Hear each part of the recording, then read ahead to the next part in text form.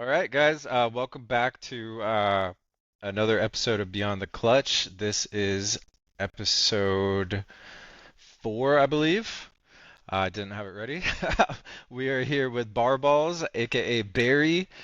He has been working at DreamHack since 2017, I believe. Uh, why don't you go ahead and introduce yourself to the audience here? Right, howdy folks. My name is Barry Cogan, the artist formerly known as Barballs. If anyone has gone as far back as the old UT Quake 1 days, and you've either seen a map made by that person or played against them, that's this fella right here. Uh, fell in love with games really young age. Kept going through school, college, and eventually found my way into software engineering. Came back to games, worked on game development for a little bit. Two games. Oh gosh, Rise of the Triad 2013, the remake of the old 90s game, with a few folks out of actually, for any of you who were at Atlanta last year's Atlanta, they had not Rise of the Triad, they had that Command and Conquer game, the Command and Conquer like game, Tempest Rising. Oh yeah, That yep. same group, a lot of that core group, those are the folks that I worked with on Rise of the Triad. And then before that was Wheelman with the Vin Diesel Grand Theft Auto knockoff that was on the consoles. That was my first credit uh, on that one. But yeah, I didn't know you worked for that. That's cool, man. yeah. So it was that, and then day job is cybersecurity, and nighttime and everything else is video games. Man of many hats. All Everything there. right. About how many dream hacks have you worked on, and what was your most memorable event? Whoa. So started actually. Whoop. DreamHack Denver. It was always a special place. So that was Denver 2017, and initially it was being encouraged to join as a volunteer, and it's like they'll pay for your ticket, for your entry. You get a seat at the BYOC, and all you have to do is give up like a couple of hours each, a few hours each day, and the rest of the time is yours. It's a no brainer. And so I thought, sure, why not? Sounds like fun. And so I auditioned, and because at that stage I was in my mid to late 30s, and this is the first one of these events I'm going to. The fella interviewing me felt like he was interviewing a boomer or a granddad. And he then asked me the question of, hey, so yeah, you sound like you know what you're doing. If there's an issue, would you take the lead? And I was like, what does that do? He's like, well, we pay for your flights. All right, sign me up. I had no idea what I was getting into. And so yeah, so joined that, took the lead position, sniped it out from underneath poor Zach, and from there we ended up. We It was down. God, I don't know if for anyone that remembers, it was in the convention, the cattle place in Denver. I the name of the place escapes me, but the LAN was inside the Cow Palace, which is basically where they herd all the cattle in for the before they put them out in the show. And so the ground was not graded for humans, and so it looked like a favela at night. Like when you walk down in there and you just saw the sea of computers, woo, you just saw this like ever so slightly undulating, uneven lines of PCs. It looked so good at night, and we were still doing sleepovers. Sleepovers. We still had sleeping areas. Um, it's like, oh, we all did sleepovers. We had the stalls. The horse stalls were like the suites, and then there was just a tape measure 6x4, 6x6 square where people would put their sleep mats, and that was the divider for everyone else. Oh my Yeah, God. it was brilliant, and the they had to put the wiring up over the sprinkler system in case something happened. That was all Yeah. overhead. It felt really compressed because it was aimed for cows, not humans. And so yeah, it was a wild experience. God, I could talk about that event forever. But to answer the question, so from that point on, it was every DreamHack bar on the in the US.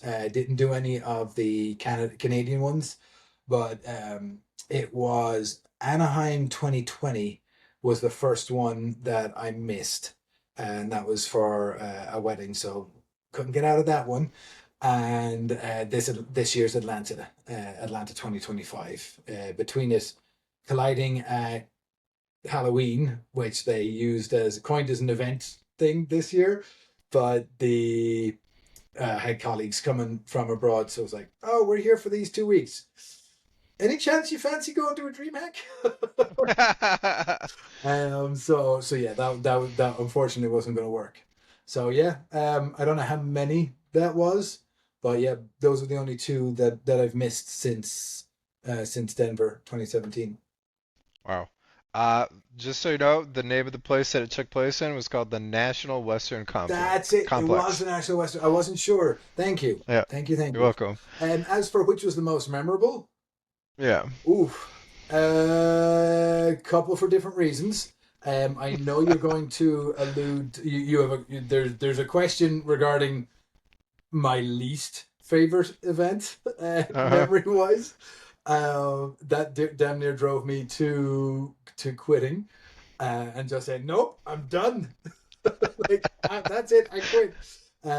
So we can talk about that one later, but um, Denver was definitely one of the more memorable ones, if for no other reason, apart from the Cow Palace and just the general vibe in the Cow Palace was just brilliant. It felt like a massive homebrewed LAN. Like it had that feel with like just the fiber cables strung up, trying to keep them out of people's way. You could see all the cables. It just looked like it was spun up. Like, oh crap, we've got the LAN tonight. Quick, set it up. It had that feel to it, even though it took the whole week to get everything done. And then the convention, the actual expo was all done up different.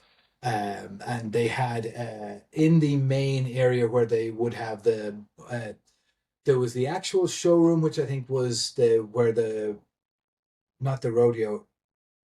I think that's actually where they did parade the cows. But then there was an actual rodeo arena that was there was a couple of different like sand pits. I don't know which is which. I'm not. I don't do the cowboy thing, and so I can't speak to that, and I'm going to sound like an idiot. So I'll leave that one alone. But one of the arenas, and it looked like one of those. I've seen Yellowstone. I can talk cowboy.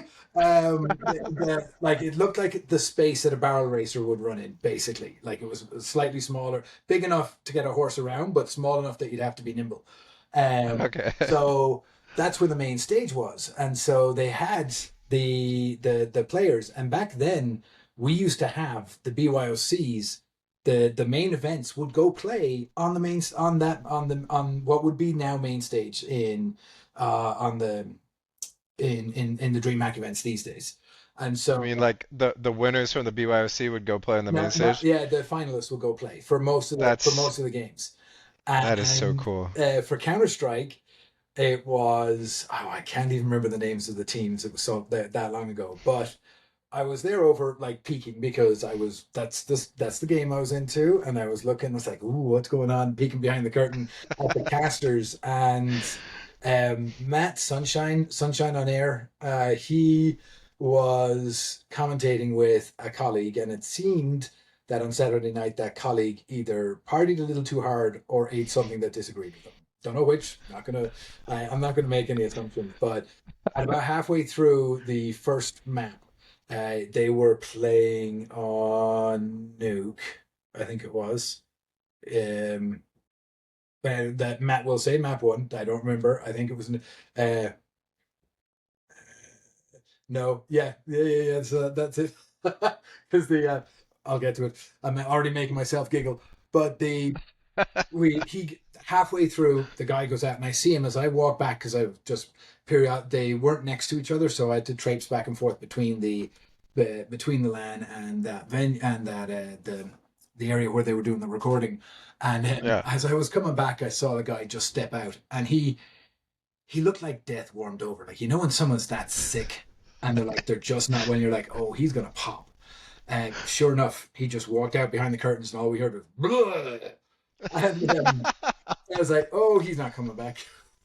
so so I'm sitting there literally in this t-shirt, and they're all in suits, like in like shirts and ties, and they're like, hey, would you be able to, do you know the game? I know the basics. Like, I can add color, and they're like, okay, just here's the headsets. You're going on in five, like in five. I'm like, okay. So the recording goes. The match one, it's Sunshine and this other guy. Don't know the guy's name, and they're chatting away. Okay, we're taking a quick break. Back in five. That guy disappears, replaced by Shiny Barry and Sunshine. Oh, welcome back. No comment on the fact that the other person's just miraculously vanished. Just calm as a coma, continue, keep calm, carry on. And no introductions, Oh no my nothing. Just God. like straight into round second half. Let's go. And we do the whole thing. And then it wasn't until the end of that match then we say, oh, our colleague, like, you may have noticed that someone, like, the guy beside me has changed dramatically. It's completely different than he was before. Yeah, you're not hallucinating. Our colleague had illness, sudden illness, and so we had to swap in. And so I'm sitting there going like, okay. And I was nervous as all get up. I was terrified, loving it, because I was like, ooh, I'm commentating. This is brilliant. And we're talking about something, and I was like, we were talking. It was on Nuke, and I was talking about Nuke, but I actually said train, and it's like, oh, this is really important on train, that you gotta get this lane, and Matt, without batting an eyelid, just goes, yeah, and here on Nuke, and live on they. I will never forgive CJ for this, but he cut right as I just go. As and then someone clipped it. I think actually I did clip it myself, because I was like, that perfectly timed. And to this day, it's one of those things. It's like, oh God. And then it became the running gag, because we didn't know each other. We had nothing to go on. So it's like, here on train. And then, oh, train is Barry's favorite map. And it's like, now you get to go. We're going to the third match, Barry. It's your favorite. Brace yourself. It's like, oh God. Do you still have that clip? It's got to be, it's going to be floating around somewhere. I'll see if we can't dig it up. But Oh my God, that'd be awesome. yeah, it was embarrassing. But it was just one of those things that in the moment you're just, oh. Nerves got the best of you there. Yeah, massively. I was like, oh, why? And then, yeah, we were, oh my, just running around like, and meanwhile, while that was happening, no one knew where the hell I was. I didn't tell anyone, because I didn't have time. I was like, oh, sure, I'll step in. And so halfway, about 3/4 of the way through the last map, so I'd been gone for about 2 hours at this stage, and it was Sunday afternoon. And it was like, Barry, where the hell's Barry? Is Barry alive? Where'd he go? They finally find me in the booth commentating away. They're like, what the hell? How did you end up in there? And I was like, what's up? And they're like, oh, this. And thankfully, Zach, because he had done the Atlanta 2016 or 2017, he had already had that experience. He was helping. Shade, I believe, was the fellas who used to be the main lead. He was in charge of the BYOC overall, from like the DreamHack staff side of things. At that stage, it was still DreamHack was their own entity. Like the EFG merger had none of that had happened, and yeah, so Zach had worked with him in the previous one, and they had done the power line, not the power line, the fiber got cut outside at the Mercedes Center, so the whole internet was gone. So they had to get it real inventive real quick. Hard drive, shuffleboard, anything they could think of to keep people occupied for the few hours that they were trying to patch it back.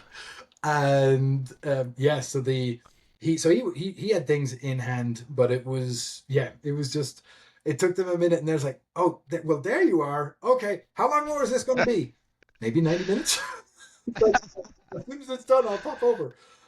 So yeah. Oh God, fond memories. That's funny. Fond memories. So then that's a good segue into asking what your favorite city is that hosts DreamHack And events. that was so. Loved Denver for different reasons.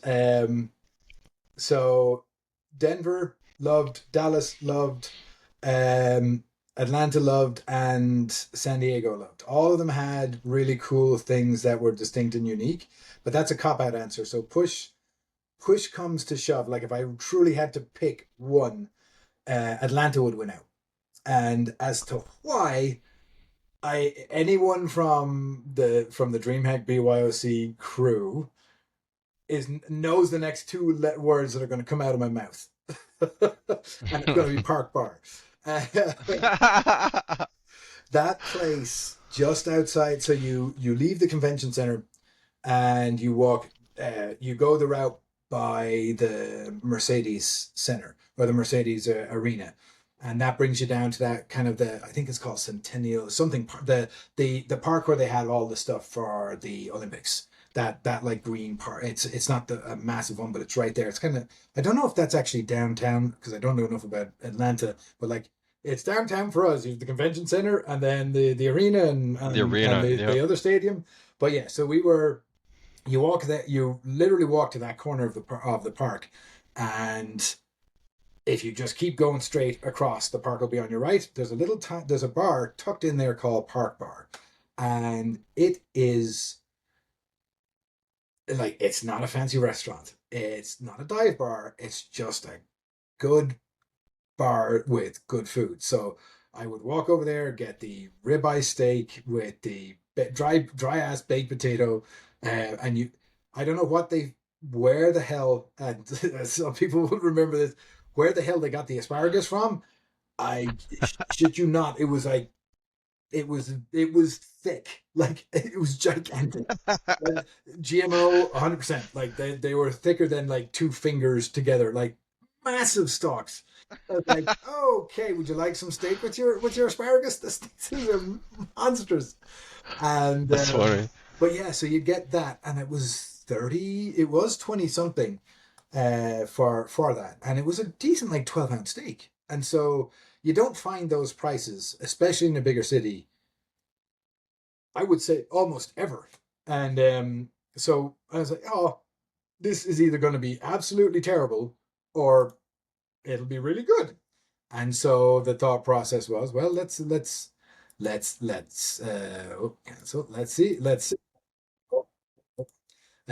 what happens. And so it was awesome. Whoever the chef, so uh, Park Bar, if you're listening, I love your restaurant, and whoever your chefs are for the last few years, keep them.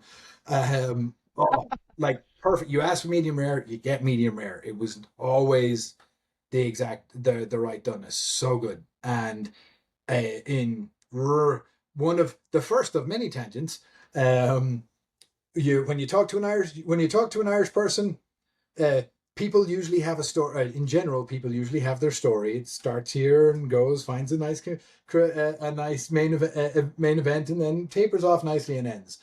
When you talk to an Irish person, we start somewhere. We don't know where we're going, but we'll get there eventually.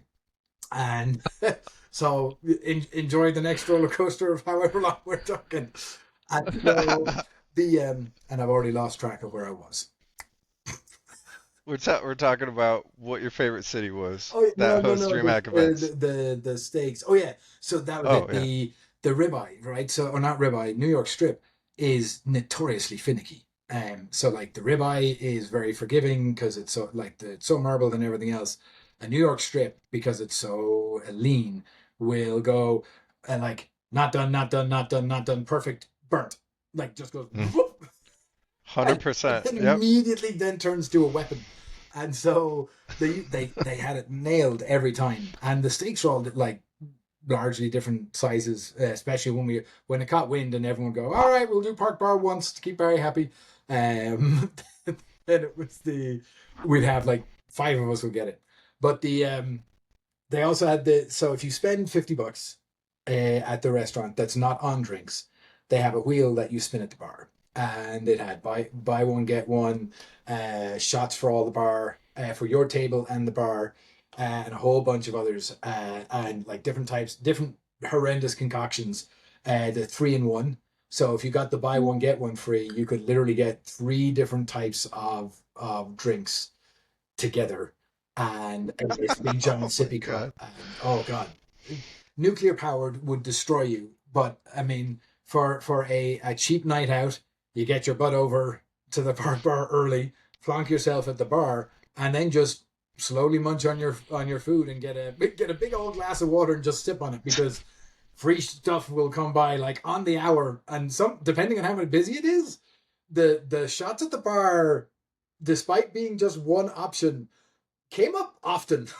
Like it was they had a free spot when we were spinning, and we're at the table right next to the bar, and there was a seat at the end of the bar, and Jared, I think it was Killer, had spun, and we were all watching, and it started ticking over. It's like, oh shit, that's actually gonna land. That looks like it's gonna land. So I just slid off the seat and then reappeared at the bar. And the lads are like giggling away to themselves, and the guy beside me just goes smooth, and doesn't like move an eyelid. He's like not connected at all. And so the barmaid, and she's been there a while. She must be one of the managers. Like I'd seen her in previous years. She sits there and it's like shots for the bar, and everyone's like yeah. And I'm sitting there like yeah, cool, woo, awesome. I've been here the whole time. And she walks by, starts making some random shot, and she's pouring them all. And she didn't look at me once, and she goes, "End of the bar. Nice try, buddy. Back to your seat." And I was like, I tried. So I went back to the seat. She gave me two. She gave me the one for the bar and the one, I guess, And the one because at the table. okay, fine, I chanced it and I left. But no, she gave it to me anyway. So yeah, no, they're incredible. The Irish term is sound, like for like yeah, person's cool, chill, whatever. She's dead sound. It was brilliant. And so yeah, Park Bar Atlanta is, if I had to pick any one of them, Park Bar wins it for Atlanta. But as mentioned, like Dallas is its own thing because of the arena, like the event for the IM. That's huge. That makes Dallas. That was just the events there, and some of the areas that I got to go see the games from make Dallas special. Um, and then I give a shout out for anyone who's a Doom fan. There was a fan made soundtrack called IDKFA, and it was done by a fella called Andrew Hulshit, and he worked with me on Rise of the Triad, and so that we got to know each other that way. He lives in Dallas, so every time I go to Dallas, we will meet up, and so he takes me to all the random bars. So like we've the Speakeasy down in the Statler, the rooftop bar, and then back again, and then Barry drinks too much, and then we have to carry Barry around somewhere. Um, there was unfortunately an expression called doing the full Barry, that like you don't do the full Barry, and that was we're gonna chalk that up to post-pandemic lockdown temporary insanity. That's what we're just gonna call that. That was, oh my god, we can go out in public again. Great, and let's do all the things now, this instance. And I made the guy from our previous talk look like a healthy human by the time I like the next morning when I rolled in. To call it morning is a bit generous. It was after 12. I was not well. I was probably poisoned. Like not good at all. Um, the basically not to be for anyone who's squeamish. It doesn't bear talking about, but it was so bad that I burst the blood vessels in my eye. So like my eyeball, this eyeball was swimming in red, And I wigged out a lot of people. A lot of people were like, are you okay? I don't So think I've ever been that drunk before. yeah, Like, neither have I been before or since. That was the okay.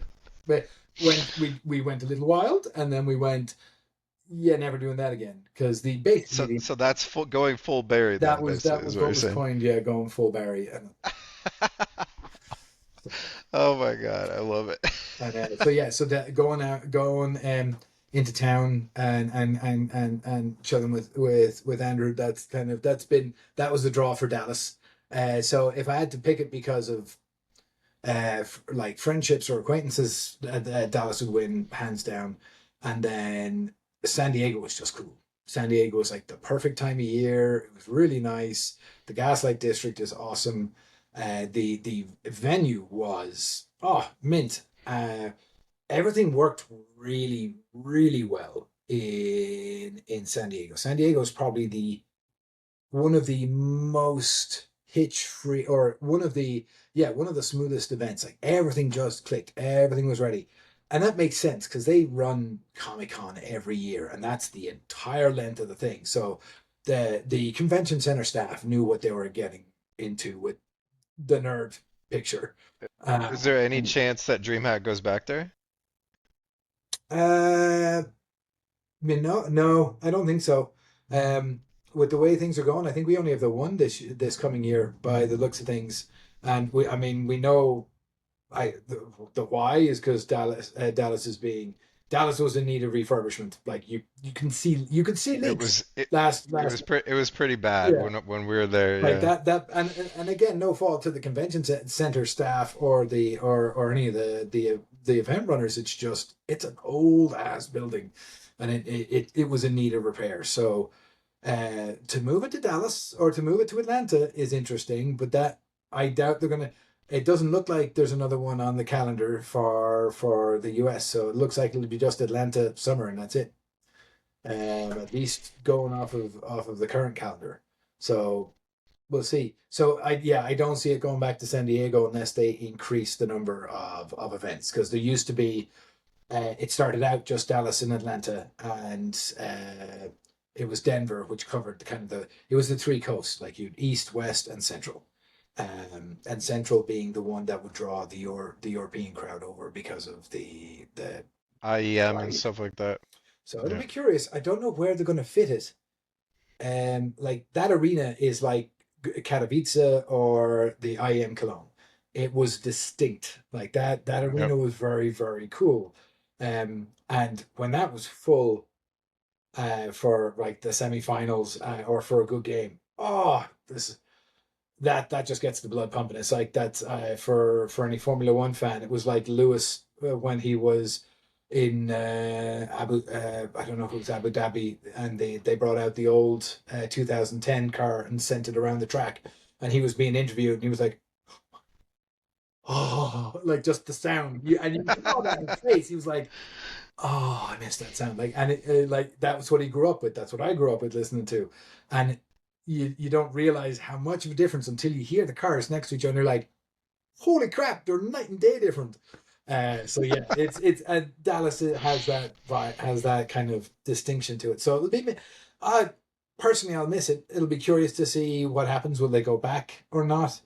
All of that speculation, but the for Atlanta summer, it'll be curious. I'm wondering, Atlanta's so nice. It's so nice. but I'm wondering where they're gonna. I'm wondering where or how they're gonna stage it. And that's going to be the big thing. Like there isn't an arena inside in the convention center that I'm aware of, at least. So I'll be curious to see how they design it up. But yeah, either way, it'll be fun. It's IEM. It's always the IEMs are always great. So I'll be there. You're gonna be there, right? I don't potentially not. So I'm moving to Austria in a few weeks. So that's gonna basically put a spanner in the works potentially. So depending on the flight schedules there and back, just normally first before doing it. So now we have the dates. That's gonna be, yeah, okay. Now I can plan, because I fly back in March for work. So now it'll be okay. I need to get back in March, and then March, April, May. Okay, it's timing. Come back in May, do DreamHack, and then disappear again. So, it's lining up to be timed perfectly. But yeah, uh, You never know, right, yeah, right? right now it's too soon to tell. And if I have a preference, it'll be hell yeah. But we'll see. Well, if you go, we're gonna have to go check out the park bar. Yes, Okay? done deal. I wanna go and I wanna experience that. Yeah, Um, we'll plonk ourselves up at the from bar. Just got to go early. all right. From our previous talks in Atlanta, you're a fan of CS and you're pretty knowledgeable. So, what is your favorite old school CS team? That one's rough because there's a lot. And I was trying when I saw that question, I was trying to rattle the brain, and as far back as like so like players stood out, and so like JD or JDW JW, you had like Simple, the Fallen, like all the old guard, right, the ones that all but like early young Olaf Meister, and Rain, and some of them are still knocking around today, obviously, but the it's past see like I never followed during source, and that base source kind of fractured the community, and so you had all the 1.6, but 1.6 showed its age very very quickly. The skill was there and the pros were there, but I personally always longed for like, oh my god, Half-Life 2 makes it look so much better. Can we have Counter Strike in this? And so I was Literally. always like when Source came out, it was like, this is it. And it's funny because Bad Boys 2, tangent number 2, we'll need a tangent marker or something every time Barry goes off on a tangent. Uh, but so Bad Boys 2 went to see it in the theater, and when they go, as so spoiler alert, for anyone that hasn't seen the movie, it's too late now. Like that ship sailed. If you missed the movie, tough. Their assault in the guy's house in Cuba at the end, and he's I can't remember if it's, I think it's Martin Lawrence's character has the silenced MP4 or M4, Hmm. and it does Yeah, that like, and it's like, oh, it's like that sounds just like the gun in Counter Strike. That just sounds it like the does. M41S. It was like, Yep. we got home. I was in Germany at the time, so we watched Bad Boys 2, and that I was like, oh, I had to go home and play Counter Strike. I the internet wasn't working, but it didn't matter. I just wandered around the level and was just like popping out of corners, shooting nothing. Like, just listen to that sound.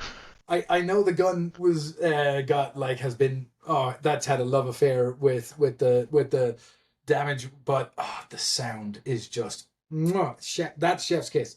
I don't Hmm. like the M4 noisy. It's like it's just It's more not the damage, same. or yeah, you have same damage but more bullets, is it, for because it's loud, but it doesn't sound like the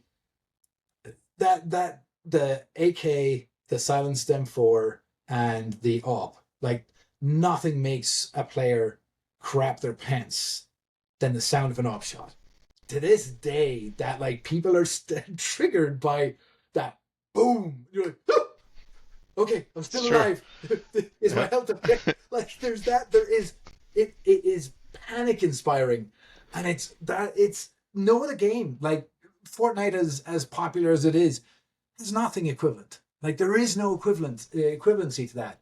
And even in Quake and Unreal and all the other arena shooters, they offer a different thrill, but there is no other gun.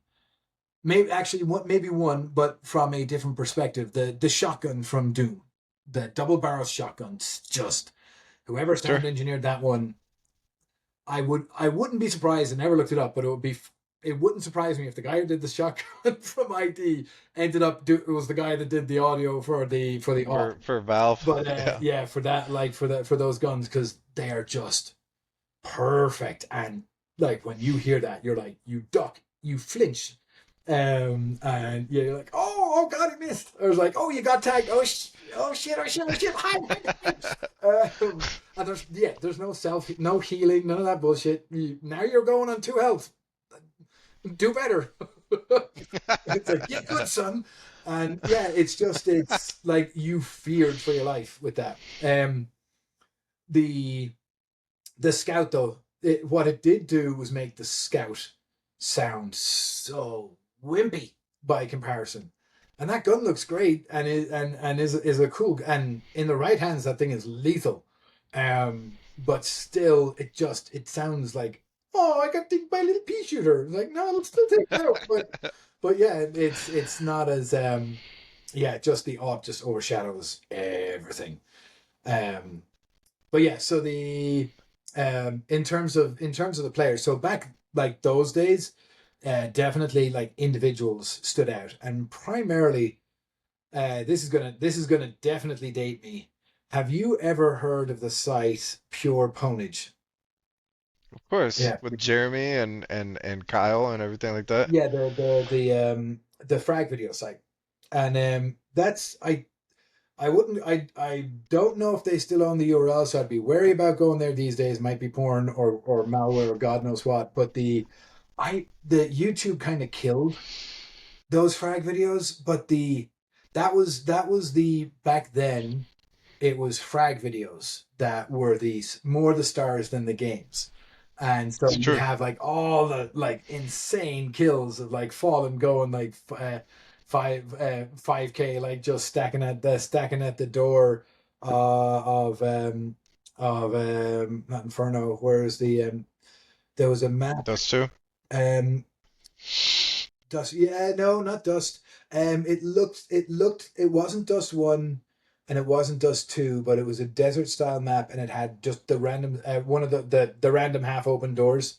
Um and so, or you know what? So, Actually, I think it was A at Dust 2, because that didn't have the curves like it did in CS, and I haven't played 1.6 in so long that it's like, oh yeah, no, it is. So yeah, the at Dust and like playing the doors. But in terms of team, it would be the one that stood out was Fnatic, and I can't recall if it was the IEM or ESL Cologne, but JW. I want to say it was J. It was. I was trying to look it up before the game. It was either JD or J. I want to say it was JW. It was on Inferno. That much I remember, but he did a 5K without ever reloading the op, 5 shots, 5 kills, and gets the defuse. It was like he was on banana, came down, or yeah, he was on banana, came into T, sniped someone going up mid to ace to the apartments, then went long back around through B, um, sniped someone coming through the I think it was the corridor. Um, but yeah, he ends up coming that side, like CT side onto A, and like never reloaded, never swapped to the pistol, just shot, reload, shot, like cocked the bolt, and got him on the last one, and then defused. It was like, oh, that just chef's kiss. Like that was like that is one of those like heroic plays, like Simple's fall in Cash, that the mhm. aerial headshot, the aerial shot that he got, that they gave him the angel's wings because that was the clutch. And that was a multi kill too, if memory serves me correctly. Uh, It was a 2K and the diffuse, yeah. yeah. Like just like it's those moments that are phenomenal. Like my favorite team would arguably have been Luminosity, and before they became, or and then became SK. So um Fallen for Colzera, Taco, and FNX. FNX was a monster as a lurker, and he and I, in that sense, like I don't do sitting planting. I'm too ADHD. I need to like I gotta do something. It's like I'll be that guy like, huh, dead. So I need to find a way to lurk and be. I need to be in random spots that people don't typically check, and that's usually where I'll do really well.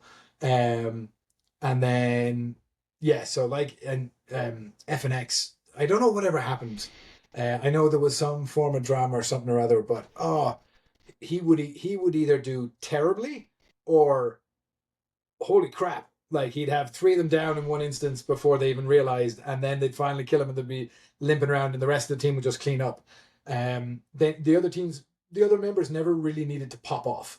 But Cole Zero, in and of himself, is a monster. Fallen was a monster, but at that stage, Fallen had basically became team lead, and didn't need to show up as much on that front.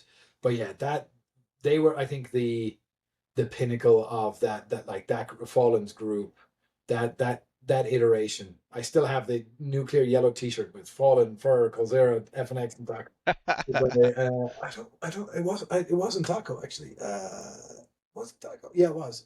I might be wrong on Taco if he They was with they had like three or four that players that role they there. would just like that would just rotate into that last spot. Yeah, but it, But it but was stable while they were Luminosity, if I remember correct. And then when they shifted to SK, that's when things got a little weird.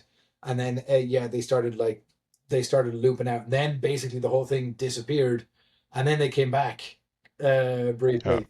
And there was a brief reunitement. I think FNX changed his name because he had a brother. The two of them were playing. I think that was the early days of Furiosa or whatever it was. I can't remember that other group. Furia. There was the two. I don't know if that was Furia or another one. Um, but yeah, so like now from the modern age, I like you have to give it to Astralis. They were organized, methodical. They put in the practice more than anyone else, and it showed. Like it really showed, and they just schooled everybody to the point that they became like to a call back earlier to like the Formula One when Lewis was just dominating with Mercedes, and then Max did his reign of terror and might still. So from that perspective, like once a team starts getting winning basically everything, they inevitably become the villains, and people are like, oh God, will they ever just freaking lose? And that was who was it recently? Was it Mouse? In the last year, someone had a massive was on a huge winning streak. Um, Vitality was Vitality's winning yeah. streak. And that is it. Zaiwu is the who's the leader for Apex, the guy that Apex? everyone Yeah, yeah. hates. And it's Yeah. like, well, of course they're hating on him now because the same thing. Like they're winning and they're doing something no one else. Well, there's a bit more than that. He likes to play with the crowd, Yeah, like that the finals for IEM Dallas just this yeah, past summer. yeah, yeah. He came up out of the middle and basically was flipping everybody off, the whole crowd while he was filming it.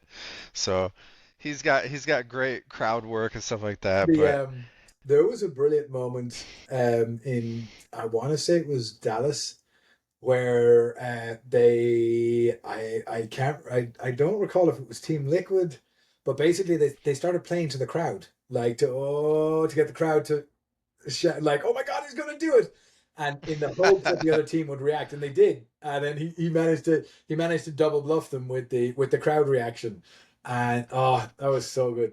But yeah, um so yeah, I basically said half the world as for the in terms of old schools.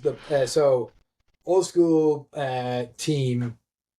I basically I don't remember a lot of the team names. I mean, Fnatic were there. I think Evil Geniuses was no, they were called something else back then. But like it was more the players that I remember. And again, like the ones that have kind of stuck around. Are ones that kind of still stand out today.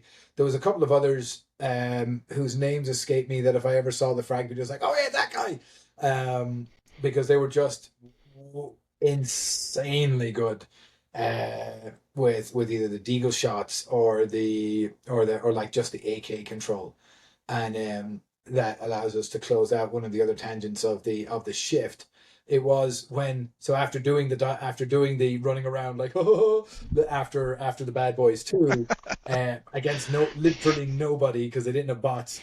I was like, okay, I'm bored. I've heard the sound now. I'll go to bed. But CS Source at that stage was like, it had the graphics and it was awesome, but they changed it to the random uh, spray pattern, and that's the skill. That's the skill ceiling in the game. And so the pros went, fuck that noise. Like, if I can't predict where the bullets are going to go, I can't, like, just like a real gun. The real gun bullets don't go random. They go where you put them if it's properly sighted and once you know how it's sighted and what distance it's sighted, you can be accurate with that gun if you're appropriately trained. And so that was the skill. That was the skill in 1.6. And so what I understood was the merge was they took the aim mechanics, the gun mechanics out of 1.6 and basically shoved them into Source. And that was it. They're like, all right, right, here's the mechanics from 1.6 in Source's graphics. We cool now? Can we all come back together? And yeah, Go then just blew up, and everyone and the teams came, and then it was like, yes, it's predictable again. And yeah, and then that's when I really got into it. I had a 5-year badge for CS:GO, and I played the game maybe an hour. And I'm like, oh my god, you got a 5-year badge? You must be really good. Nah, son, I suck. Bronze League 3, let's go. And so that was I don't know if at that stage I was already too old.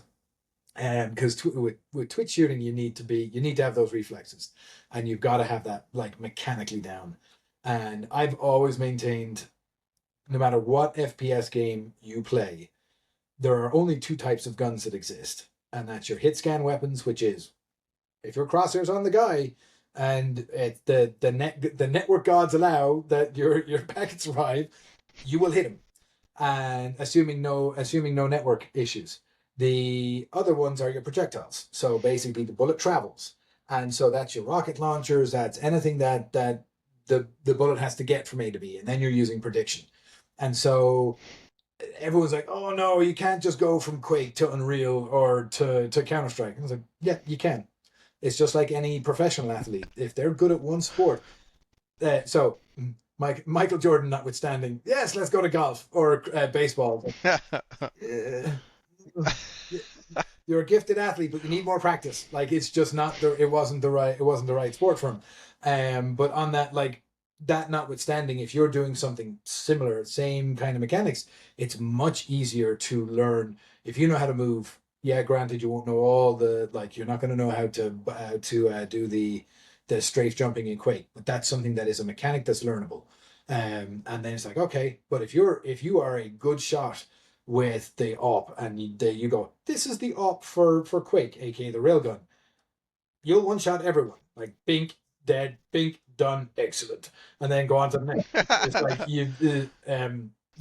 there's the skills transfer over, and I had folks that would fight me tooth and nail, going, no, it doesn't transfer, it can't, it's all different. Well, it's like, not really. And so, like, especially on the keyboard and mouse, it's like mouse, cursor, point, shoot, you're done. But it's then the travel and the mechanics, and you get used to all of that. But that was I had the years of experience in first person shooting, but not the skill set in Counter Strike. Like, to this day, I'll still run in to the train maps. Train. I was about to say that. That one wasn't intentional. And then I'd watch I'd just spray the wall and watch how the AK shoots, because I cannot shoot the broadside of a barn with an AK-47, and anyone can one tap me with an AK. You give me the Galil, no problem, you're dead instantly. And I don't know whether it's just the way I move my arms that I'm naturally fitting for the recoil pattern. The Galil, I'm surgical, but with the AK, which is like one shot, no, tough. It's bullets like zing, and then they turn around. Oh look, bang, dead. It's like, no, why? That's it's like a personal vendetta at this stage between me and Counter Strike that I will learn to get the groupings, like to be able to do the shot transfer from one player to the next and keep the headshots. And so, but that's, I mean, it's like anything.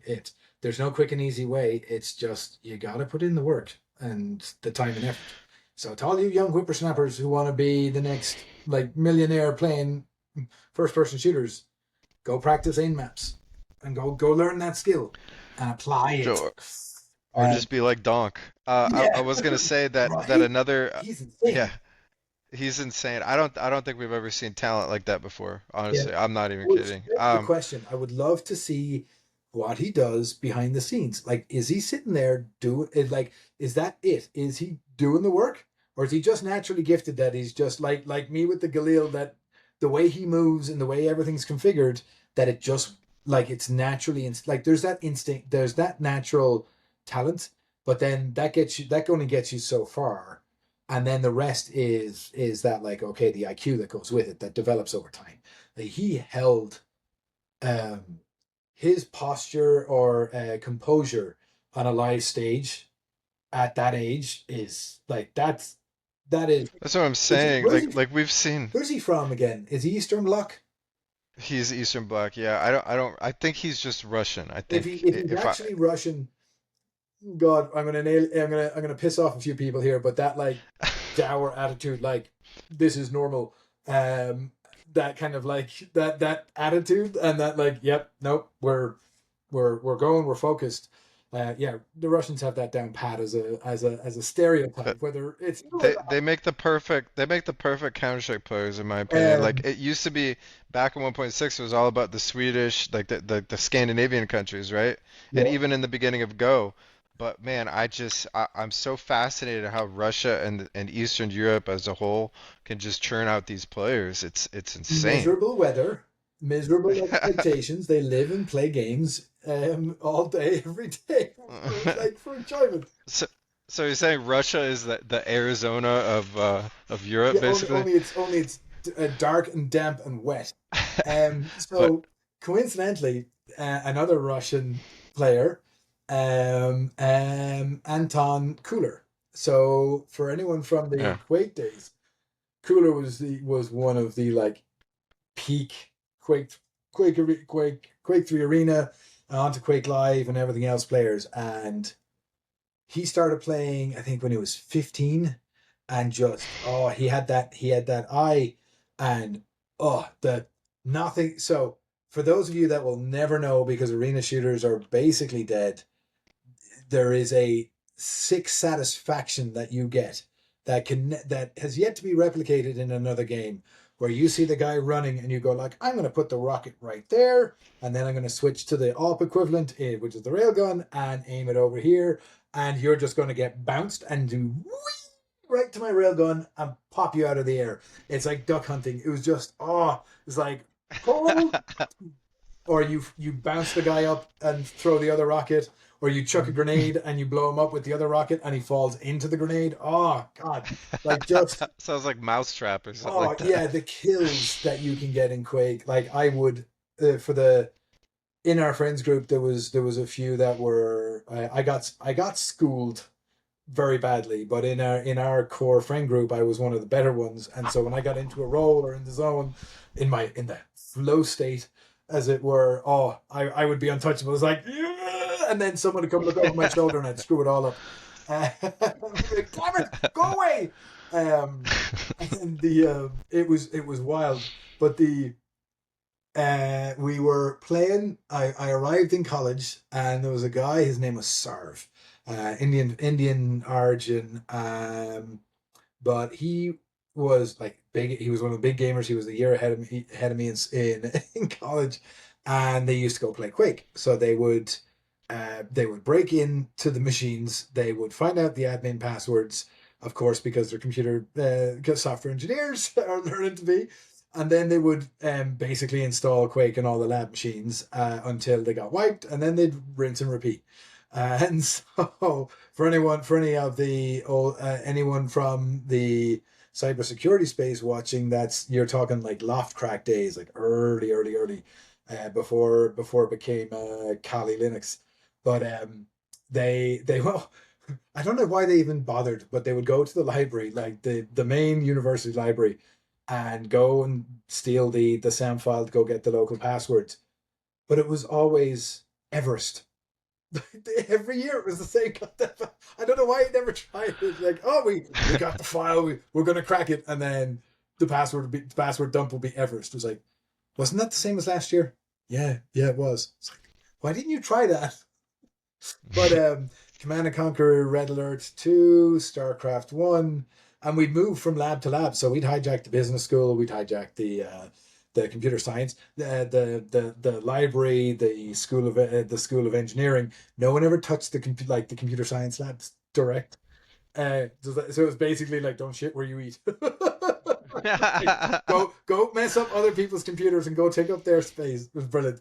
But yeah, so we were playing Quake, and the guy he's like, "Okay, you think you're good, huh?"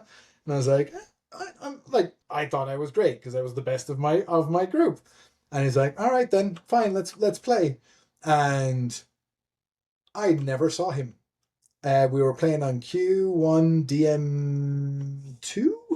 It's the I'm gonna have to look that one up. Q1DM2.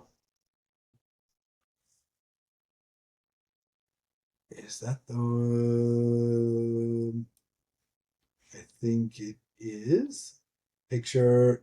Nope. Uh, Q.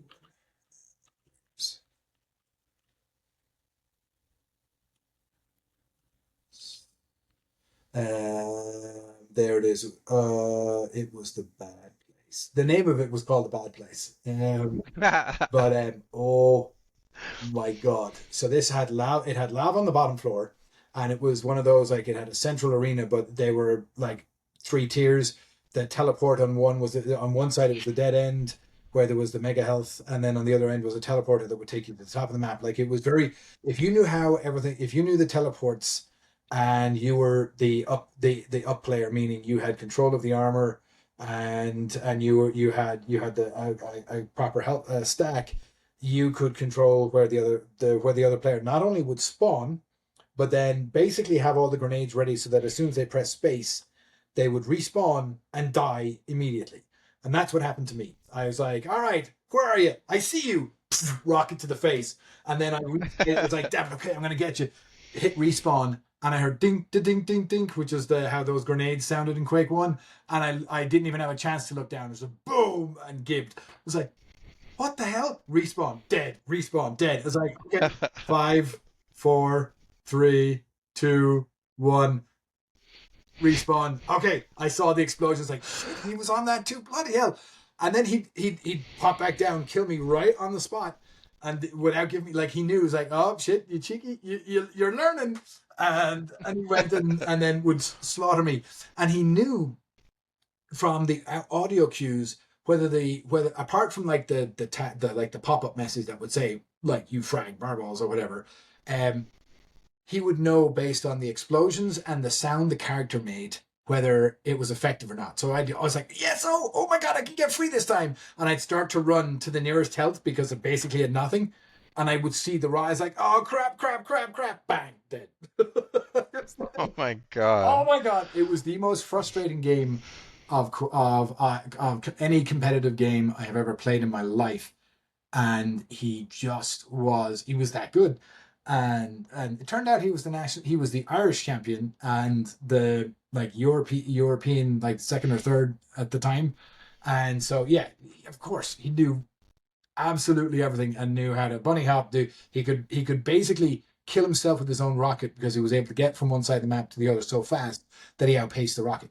Um, and that was actually a bug in the game that because players liked it so much, they actually built it into every subsequent game in Quake. And that's strafe jumping that exists. That's the OG bunny hopping for those that may not know. So Um, I have a question yeah. real quick.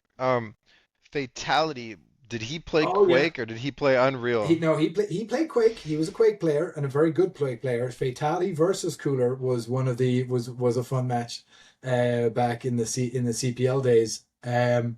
They faced off a couple of times. Rafa was another one. He played up until recently as well. They were like three of them of the big names. There was another. There's a I want to say he's either Polish or German.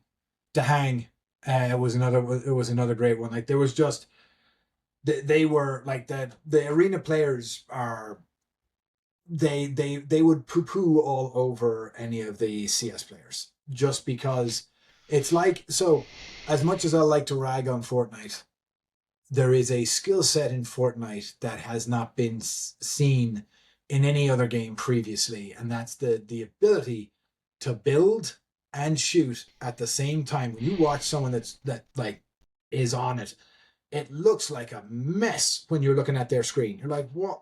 How do you know where you are? It's blue.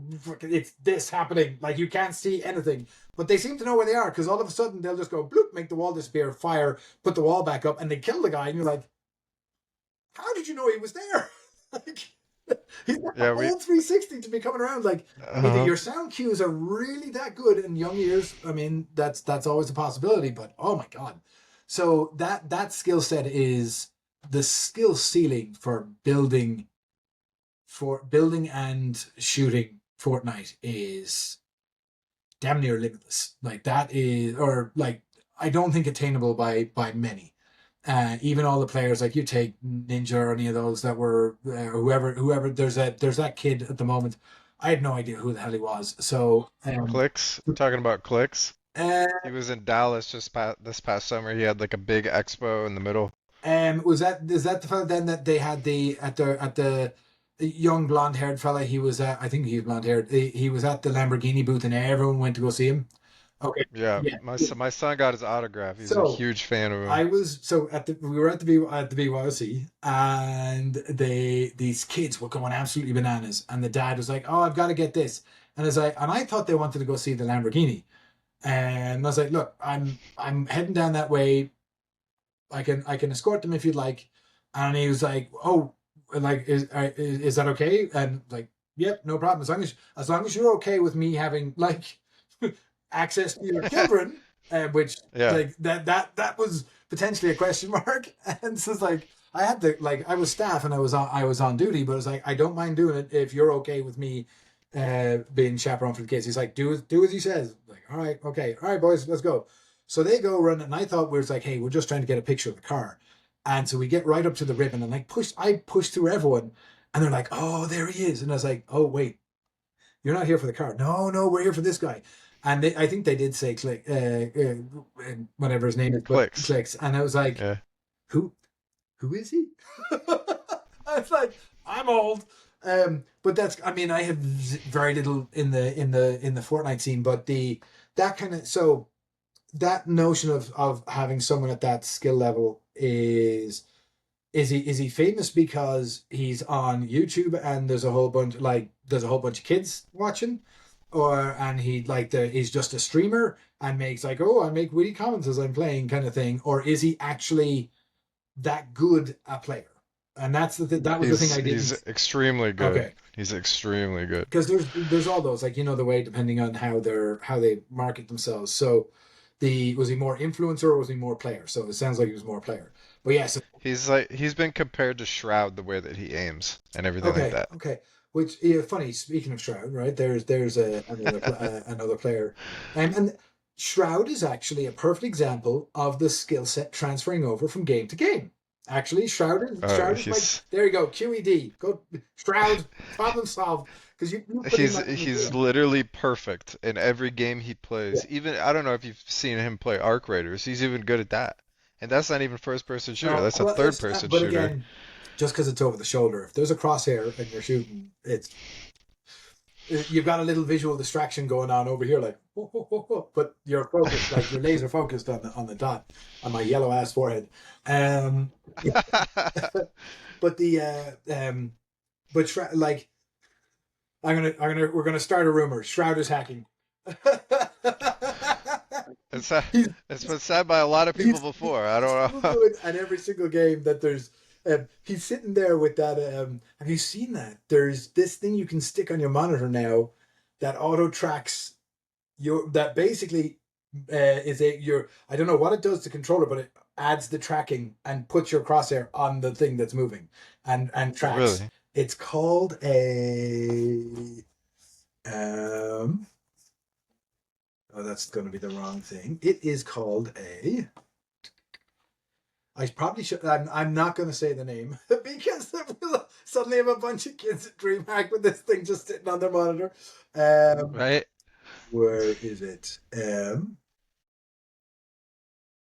He's oh, no, oh yeah, he's cheating. They got owned by Shroud and had no idea. That meme that was going or video that was going around where he takes out three, like tactfully moving behind and like taking the shots and getting the headshot each time. They're like, oh my, he's hacking. And then you see it from his perspective, and it doesn't look as bad from his perspective, but from their end, you can't see him at all. So it looks like he's shooting Yeah. through the walls. Yeah. They got Shroud. Oh, this is mental. Who needs PC hacks? It was Zeno. so it's a thing. So it's Zen OFF. So when you turn off Look the it up. Zen, you can move your controller, and everything's fine. And when you turn it on, it's a dongle that sits, and it automatically has your dude. So I don't know if it got faked and like someone just did it like just made it look real, but in the days of AI, it's hard to tell these days. But it looks like It certainly is. that dongle that just sits on your on like hangs off the front of your monitor like the webcam, and it sees what's on the screen, and basically and it looks like it tracks perfectly. But yeah, so so Shroud's a big fat dirty hacker, even though I have no recollection whatsoever, completely baseless. It's going to turn into a thing, and they're like, "Who's this guy There you go. out Shroud?" It's like nobody. It's gonna be trending on Twitter after this. um, So what's your favorite old school CS map? Let's go. that would be it realistic. So, um, I loved so Italy was cool. My first time seeing it. But I'm trying to remember, was it Arctic where you had the plane in the ice? It was 747. You had the plane, the ice cave. That Hmm. map was really cool. I really enjoyed the visual aesthetic of that. Um, it would be cool if they did a modern retake, like do it upright with the right lanes and everything. But those kind of maps that had some kind of visual flair always caught my eye, because that was like, oh, that would be cool as a UT level. Yeah. Sorry. But Let my dog out real yep. quick. I saw that. Okay. All right. So, Double uh, Uber. you talked a little bit about your favorite players before. Why don't you just pick one? How about that? For your favorite old school player. And it could be 1.6 player too. Me and you talked about Mangiacarpa a little bit in Atlanta last year. So, Yeah. I at the so old school player would probably be I liked Olafmeister or JW. His sniping was brilliant. Um, I'm a sucker for Olafmeister and Rain and Carrigan from back in the day. They would be so it was great. Like it's funny. But Rain has no idea who I am, but I see him every year at Dallas, and I always say hello to him. And he's recognized the face. I've got two different pictures with him now, but it was just the the best place was the is the after, right? So when the event's all done and everyone's leaving the bar in Dallas, like that one spot, and I'm not going to say it because you'll have every Tom, Dick, and Harry in there, and then they'll close it down and ruin it for everyone. So if you know, you know. But the that spot was the great equalizer. Like anyone, from whether you're just a random volunteer helping elsewhere in the event, one of the pro players, they're all there, and it's not an event. People are just like, okay, I'm just gonna have a drink before I go to bed, and they sit there and chat, and it's awesome. And it's usually the groups are all talking together, but it was Rain, The not Rops. So Rain, Rops, the new guy that came into Fnatic, with an F, not Phoenix. Frozen. Frozen, yeah, yeah, yeah, Frozen.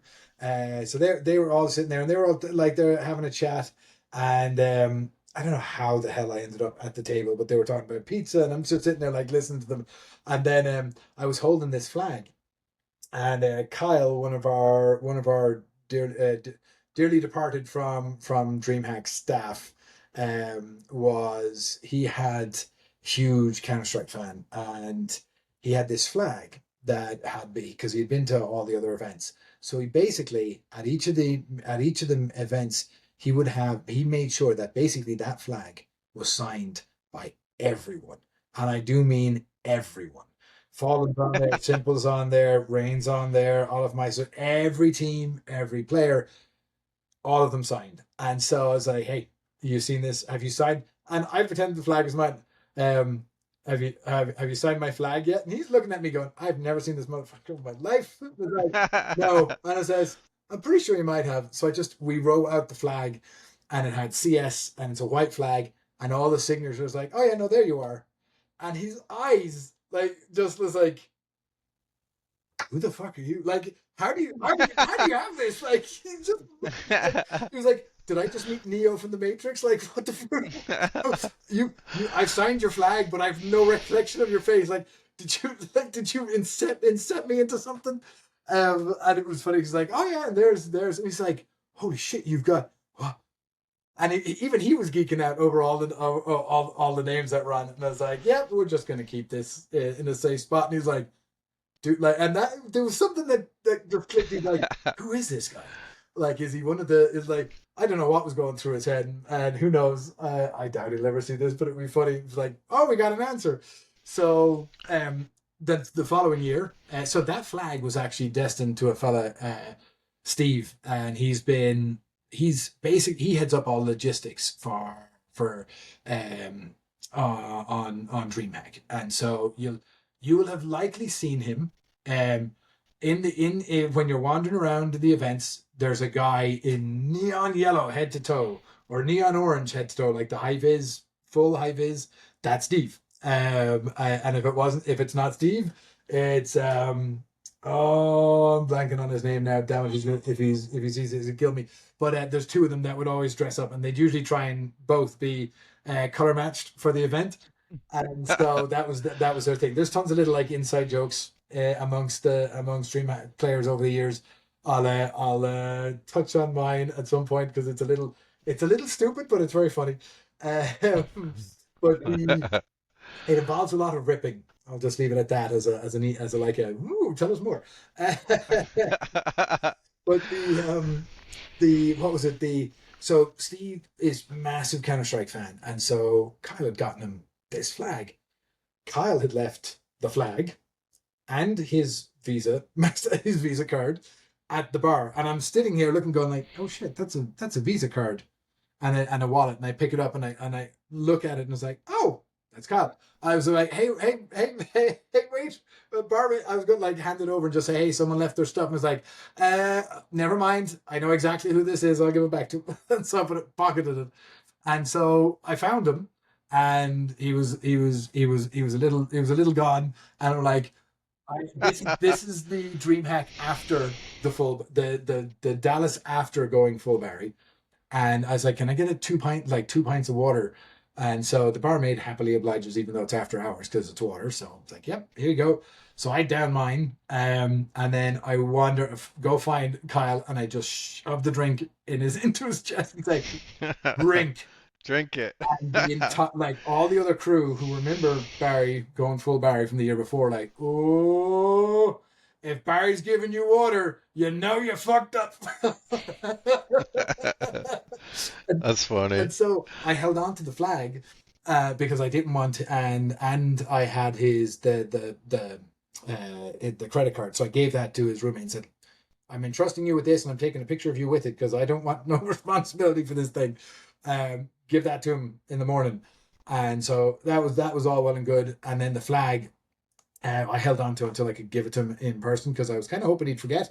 Not to be completely honest, I was kind of hoping everyone would forget, and still have the flag. It would have been right up here behind me. I um, was gonna say, do you have it still? no, But no, it did make its way to its rightful owner, and I'm still jealous of you, Steve, you bastard. But yeah, so then that disappeared. Went to the following year, came back, and Rain was walking by and was like, "Sup, buddy?" And he's like, "Hi." So every event, it was like, "Oh, hey, you want a drink?" Or it's like, "Do you want one?" And it was just, we meet once a year. There's no idea, probably don't even remember the names. So just, "Hey, buddy, this is." So it's the single serving friend, only it's the single event friend. We meet to each other and say hat tip and go on. And yeah, it was just it's so wild. It's just such a it's like a stupid thing, but it's one of the things I really look forward to, like seeing all the players and having a chat, like talking to Yanko YNK. I was like, "Hey, dude, like really, really good call on such and such." Like, "Oh yeah, sure, cheers, buddy." Like, he's a bit more reserved, but like Trace, oh god, his name's escaped me now. The guy, British accent, not Machine. Machine is great. Oh my god, in person, he's every bit as cool as you might think he is. And I want to say he did commentary for Quake as well. I think that's where I first for Quake Live before doing Counter Strike. I think Machine Battery did? is someone very very similar sounding. Um, but you had Too Good, who did a lot of the commentary, and then on Quake, and he did some for Counter Strike, but his language was left a little to be desired for a PG audience, so that didn't work out. But no, Machine was at the last Dallas. Ended up having a chat with him and a few others at the some of the Overwatch folks, Zoe and a couple of others. It's the one place where kind of you can just chat away with people no matter where you are. And it was awesome. Um, but the where was I going with that? There was a tangent that was connecting that. But yeah, um, what was it Hopefully, you had asked before I? who your favorite player? Your Yeah, yeah, favorite old school player. yeah. So we touched on that one. Yep. I was gonna say that you the next time you see Rain, he's gonna be in a different jersey. He got cut by FaZe, Right? Yeah, yeah, and he got picked up by 100 Thieves, and so they're slowly rolling out their roster. So we'll see. Be interested to see yeah. what they do and stuff like that. But Well, um, now we'll have a new entry into another team. there you go. Besides DreamHack, are there any other big LAN events that you worked on or anything like that? LTX. So the Really? Linus Tech Expo. Did that one once. Um, Off the back of so I was doing pen testing for a client. Left the East Coast there, flew to Vancouver, and then got up that next morning. We did the convention, and then that was a one nighter, and then flew back the Sunday night to Tucson. So I basically went Tucson, Boston, Vancouver, Vancouver back down to Tucson. And thankfully, like my day job paid for the like, hey, can we do city to city multi city as opposed to Tucson and back, rather than having to try and fly back and then rush. And they're like, yeah, absolutely, no problem. I was like, that's awesome. So I have to say, work the anywhere that I've worked when I went to go do these events had always been very accommodating for that in terms of the time off. So I have to have credit to my bosses for that over the years. But the yeah, LTX 2019 was when we did. Um, I still have the freaking underwear. Um, one of, one of the weirdest merch things they had. They had briefs, like they had a 3 pack of briefs, and they were fucking expensive. It was like $60 or something. I don't know if it was each or for the pack. Um, like they were pricey underwear. but they are still functional, and I still have them. So they're 5 years later, and they get worn quite a bit. And not that anyone like way TMI, but they were very comfy, and they have Linus Tech Tips right around the thing. So if you're low riding anything, you're repping fucking Linus Tech Tips. But they were extremely comfy. But the as it turned out, uh, something happened. I think I got puked on. Um, I got like basically dirtied, so I needed a change of pants, and also then by proxy, it's like I didn't want to go commando, so I was like, and it's like, hey, y'all have underwear. Do you mind terribly if I steal one of these things? And they're like, go for it, dude, go for it. So I got that merch. And yeah, oh my god, one of the weirdest That's things funny. to have by way of a merch booth. But yeah, super comfy, and they still work. So Linus and Co, you made some good undies. Sponsor this man, Linus. Right, this Um, is all pre any of that controversy, but that was a fun event. Um, oh my god, so they didn't seem. I don't know if they had a drink policy, but there was one fella in there, and he was drinking, and he was so bad he actually got sick at his desk and puked onto the floor. And oh, that was it. Like clean up aisle three, and everyone nearby, like it started to spread. It was not. Oh, it's not oh, good. that was a great event. Love Vancouver. Vancouver was gorgeous, wonderful city, and everyone's super friendly, eh? And the oh shit, I see what I did there. I was gonna say, was that intentional or?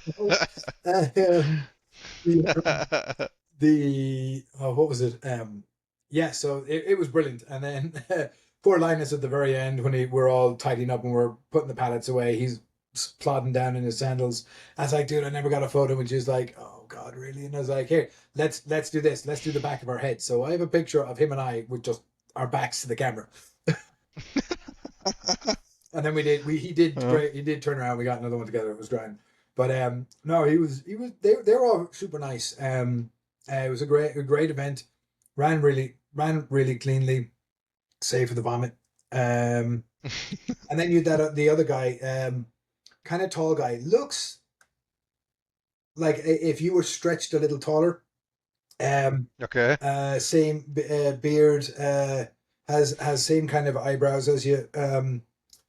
I'm trying to remember his name, but he's another one of the tech guys or tech channels. And for the life of me, I can't remember what his name is. But like you'd see them floating around, and they were stopping and waving at everyone.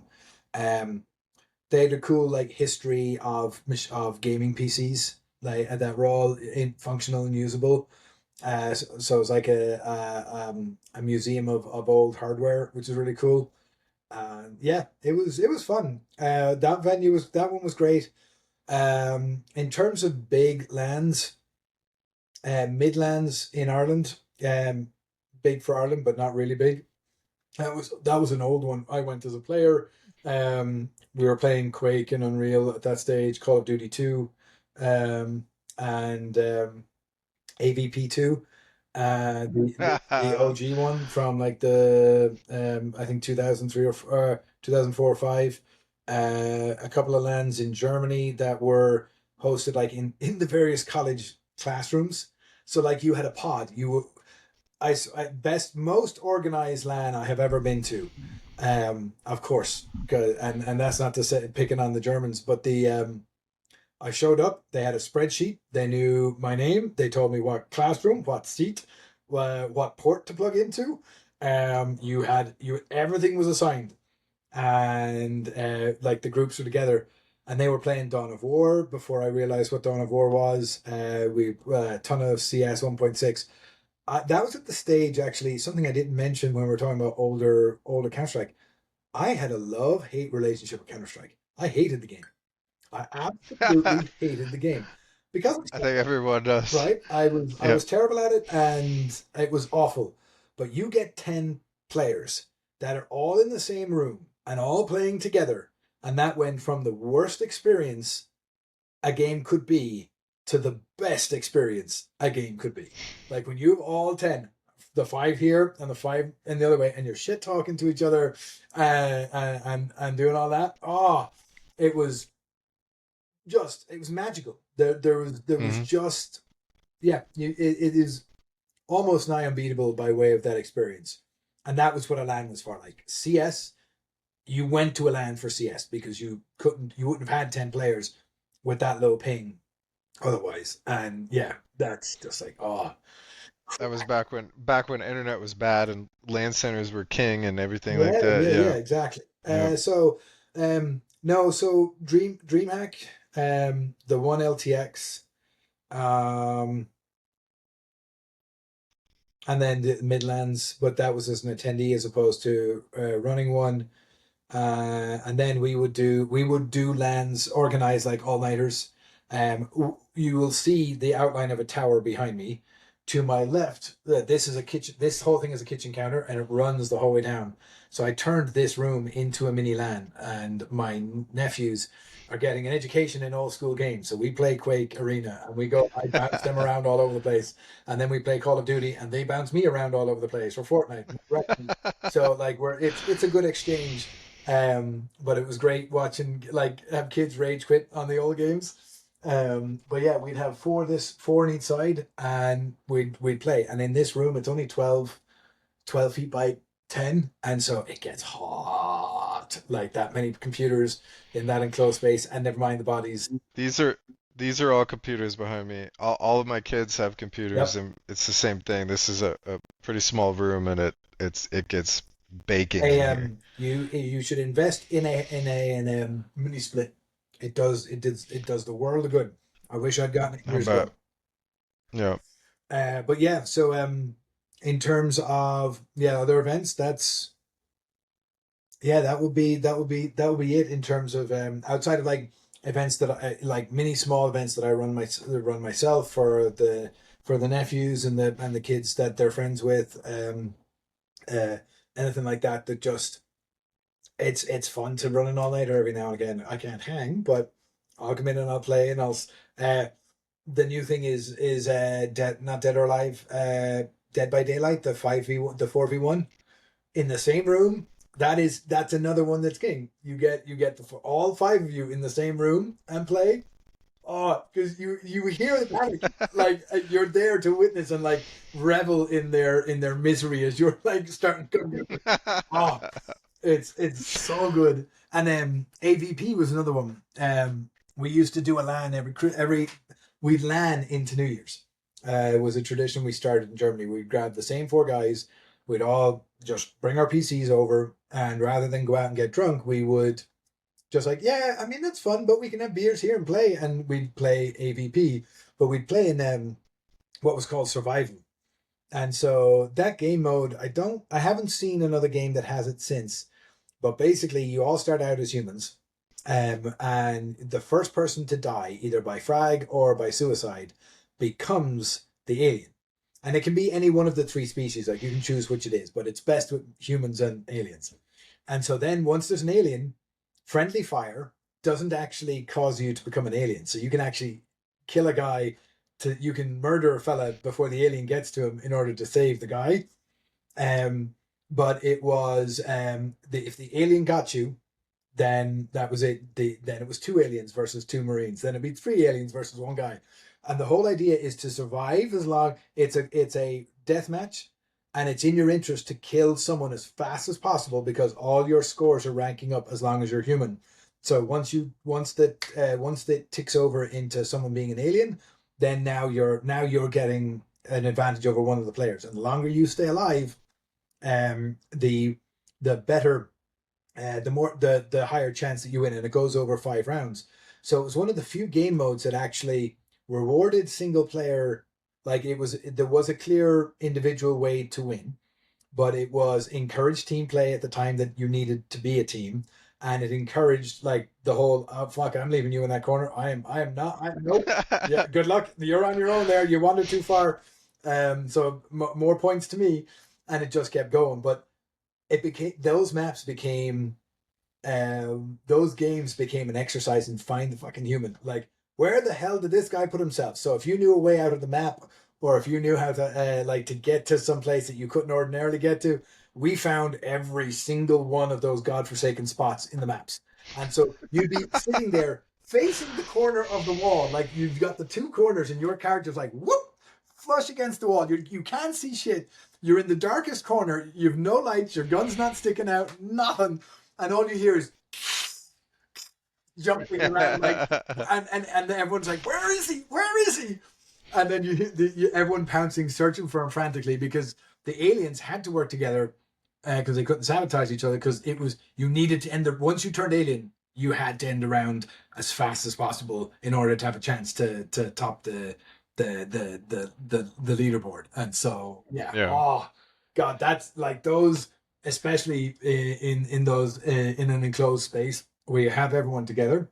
Oh, Hmm. it's that's what's missing, and that's with DreamHack.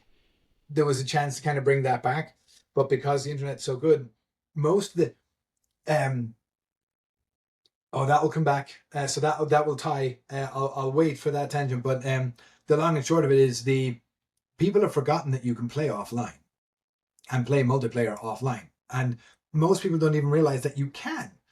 And so that just wigs people out when they see like, hey, the internet's out. How are you playing? And like a whole group of people are just happily playing away, and everyone else is all bitching and moaning. And they're like, wait, are you online? Can I have the fix? It's like, dude, it's a LAN. Yeah, we didn't even have when we would have LAN parties back in the day. We didn't even have internet. Yeah, yeah. Good luck. You made sure you Yeah, all had your patches before you came. Otherwise, you're shit out of luck. Or you're exactly. copying that person's binaries over and hope that it works. So much time was spent. I remember you'd have to bring a backup for everything. Yep. Oh yeah. Like your Windows installed disk just in case, like everything. You had to have all your games with you. Yep. So you'd end up having, maybe a carrying case. Yep. Me and my brother, we used to have like this carrying case that would have all of our games in it, Nice. and and all of our software, everything like that we would possibly need Those for a LAN. CDs But and discs that no one knows what the fuck they are yeah, now. exactly. Yep.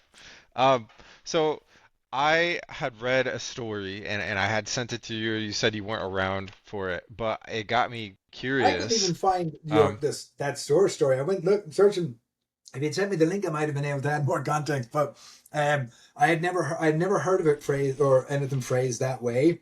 And so yeah, I was like, okay. if it if I hadn't heard of it, I didn't want to speak to something that wasn't there. But please continue. Yep. Do people still actually sleep Oh yeah, in the BYOC area? yeah, all the time. Really? Because we came in, I think it was Atlanta last year. I want to say, yeah, we got there super early to the BYOC area. It was at like 6 in the morning, I think, or something like that. And there was a couple people under their desks sleeping. And so that's what sparked my interest in that story to begin with. You can actually just straight up sleep in But the BYOC not area. officially. So Not officially. Okay. if you are caught by convention center staff, especially in Texas, you're not allowed to sleep in the convention center gets it. And so if their staff see you, basically you'll get kicked out of the venue because it's compliance issue. It's a compliance issue for them. Which is why they stopped. Or well, I don't think I'm not sure that Dallas ever did actually. With Dallas, yeah, Dallas never had it, I don't think. But Atlanta did, and they used to have the you'd go and they had the rooms divided out, or like the breakout rooms next to the convention center. Those would be the sleeping areas, um, or the stables, the horse stables in Denver. I was gonna say, yeah, you kind of alluded Yeah, to that earlier they in were Denver. brilliant. And I love that the high end were the fucking horse stables. It smelled. It literally smelled like horse shit. It So you had to pay for those stables? yeah, like those were the premium. You could have regular, which was just basically a six by, like an eight. I think it was not even full 8 foot. Like it was, yeah, it was about 8 foot long and about 4 feet wide. That was the square that you could put your sleeping bag in. And And the, then if you and paid for a premium, you would get double that basically. So it had enough for one of those like blow up mattress. Like if you had a queen size blow up mattress, that would be the premium space, and then you'd have a single for, or what do they call it, a twin size for normal. And so there was a little bit of padding, so that way everyone wasn't like just stacked up together, like a bunch of like a bunch of refugees. But it wasn't far off. And if you were an active sleeper in terms of like rolling around, it would be prudent of you to go get the horse stable, because you would literally be rolling over people. Um, but So did you guys provide anything like a pillow or anything, no, or is it you strictly roll you your had to own. bring your Yep, you own? bring your own sleeping bag and a pillow. You just get the space to be able to. This is your square. This is your property line, bro. Off you go. Um, My God, that's yeah, and crazy. you could buy a mattress, or you could rent a mattress to sleep on. Okay. So they All did right. have those, and they were air mattresses that were provided. Um, but like for God. lands, that was always how it was. Like you would either go home or you would crash there in a sleeping bag somewhere. And so some people would bring yoga mats and put the sleeping bag on top of the yoga mat. Others would just sleep on the floor. But a decent amount, like the mattress company, I think did, or whoever it was, did okay. Did okay.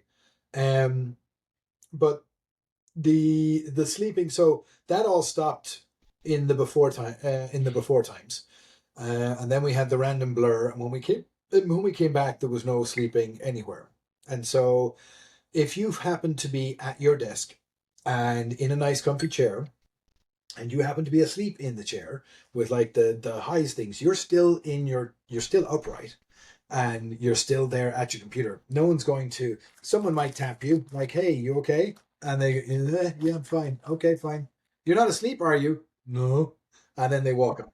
Like there was a little bit of blind eye for some of that, but at the same time, it basically was: are you causing, are you providing risk, basically, or putting yourself at risk? Like sleeping under the desk is risky, because depending on where the switches were and where the power outlets were, you could either like unplug an entire row, or worse, electrocute yourself. And so from that perspective, the chance of the electrocution is very low, but not it is a an approaching zero number, but it is not a zero number.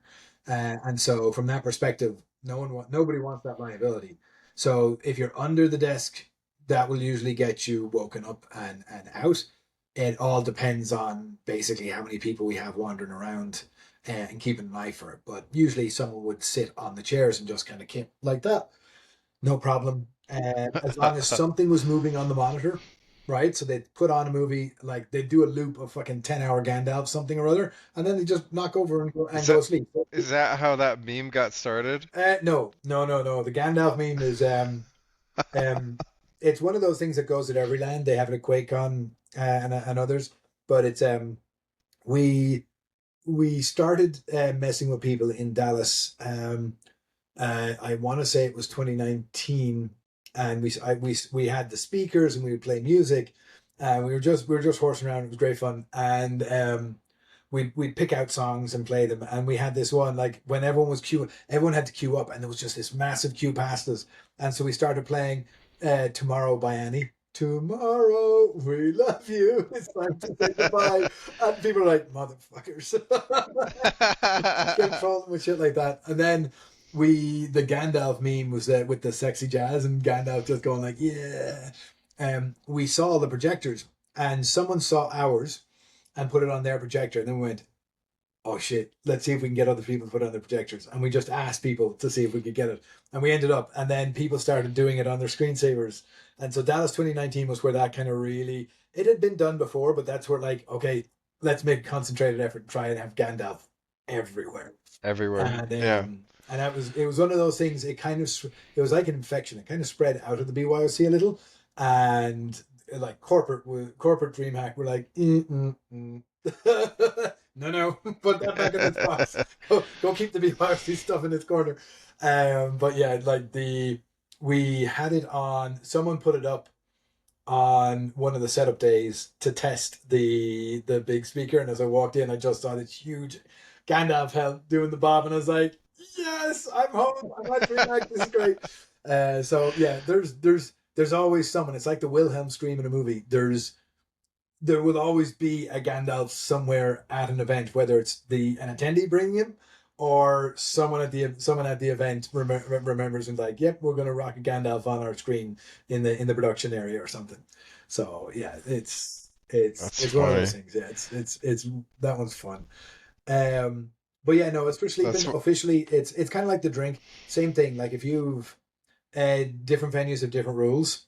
So we would find alcohol and basically do at the end of every event. So we know people drink, but if you're an adult and you're not making a mess and not spilling on other people, or making it such that other people are uncomfortable, leave well enough alone.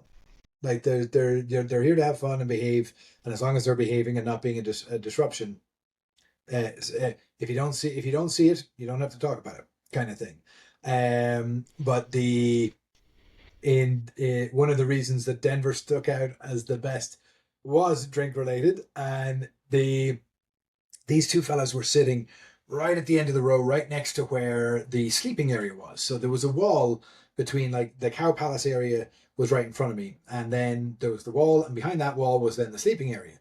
But on the far end, on the right hand side of the Cow Palace, like as you go towards the venue and the expo stuff, and to the aforementioned Barrow Racer arena, they had that was the passageway to go to the sleeping area. That had to be kept lit.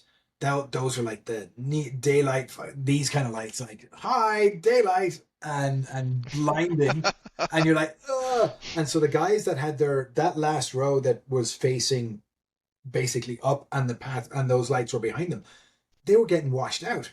And so there was two fellas, and they came up and they asked, it's like, hey, we know we have these seats, but is there any chance, because these lights, we were told they have to, and I was like, oh, let me see if we can get them turned off. So we first asked, and they couldn't turn them off. And they turned off every second one, but that still wasn't enough. It was still like, you were in daylight perpetually if you were in that row. And so the lads came up. No one else really said anything, but these guys were like super like trying to be like, hey, like, is there anything, are there any other seats? Heck, we'd even take seats apart from each other, even though we came here to play together. It's really obnoxious. I'm like, look, just leave it with us. We gotta wait at least today, but tonight, we once people are loaded in, we should have a good idea. And they're like, okay, man, yeah, cool, really appreciate it. And like, they were trying to consider bribe. It's like, we can get you beer or something. I'm like, look, no, don't worry. I'm like, don't worry about it. Just you just hang with us. And so we ended up finding a spot, and we found two seats that were right next to each other, slap bang in the middle. And it's like, okay, hey, I got some news. And they're like, the eyes like were like, and I came all sad faced, and they're like, oh, no seats. And I was like, well, not exactly. We got two just over here in the darkest spot that exists. Will that work for you? And they're like, oh my god, seriously? And they lost their minds. Like, dude, seriously, get you a 12-pack or whatever you want. What do you drink? And I was like, oh, I don't drink, but like, if you feel compelled to get me something like Miller Lite or whatever, like just something plain, good old cheap like American beer. Don't get anything expensive. And I didn't think they'd like. I figured they go sit and they do nothing of it. Not only did they came back with a red cooler that was filled with beer and ice. And they're like, hey, this is for Barry. So I came back because I was doing an errand, came back, and sure enough, they're like, hey, dude, your fan club came back. And I was like, what do you mean? And they go, here you go, and handed me this red cooler. And sure shit, it was packed, I think it was Miller's. And I was like, oh my God. And I walked over and said, like, this is way, way unnecessary. Like, we're happy to help. And I'm like, no, man, you really took care of us. Thank you. It was like little things like that. And just helping, helping folks get out of those zones, to do that. But yeah, that was fun. Like, Denver seemed to be the most kind of chillaxed crowd out of Oh, I wonder why. yeah, right, potentially. But no, never smelt that smell inside the venue. So, because I know the venue was initially not. They did do a cryptocurrency expo there, and I think they did do a weed one there eventually. But like indoor, inside the arena was non-smoking, no anything else. But yeah, no, they were super super cool. Um, yeah, They could still step outside and oh yeah. hit a But good no, like yeah. the way you smell it off someone, especially when you're walking by.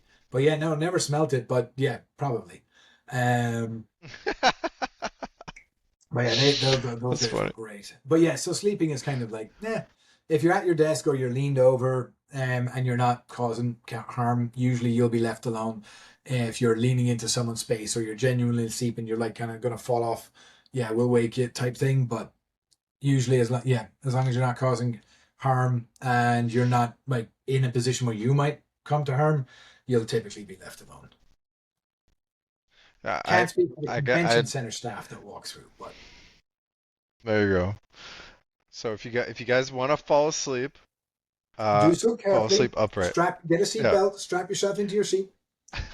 Go And it's your own discretion. go full airline. Yeah, just be the risk is there. If convention center staff see you in a state that's not allowed, you will they will kick you out, and that's so. My advice to you to anyone at all, don't, if because you've traveled there, you have accommodation, just go, and come back and follow the 3-2-1 rule. For any 24-hour period at a convention center where you're going to be on computers all the time, 3 hours of sleep in any 24-hour period, two things that constitute a meal, like two feeding events in said 24 hours, and for the love of God, one shower. Yeah. Please. Oh man, I could tell you a story. So this kind of segues into my next question a little bit. Um, from what I read, when people do sleep at a DreamHack or a bigger LAN event, it's because they're worried about their stuff being messed with or stolen or anything like that. I had heard that in the early days of DreamHack and stuff like that in 2016, um, there was a pretty big issue with people at least claiming that their stuff was being messed with or stolen and stuff like Yeah. that.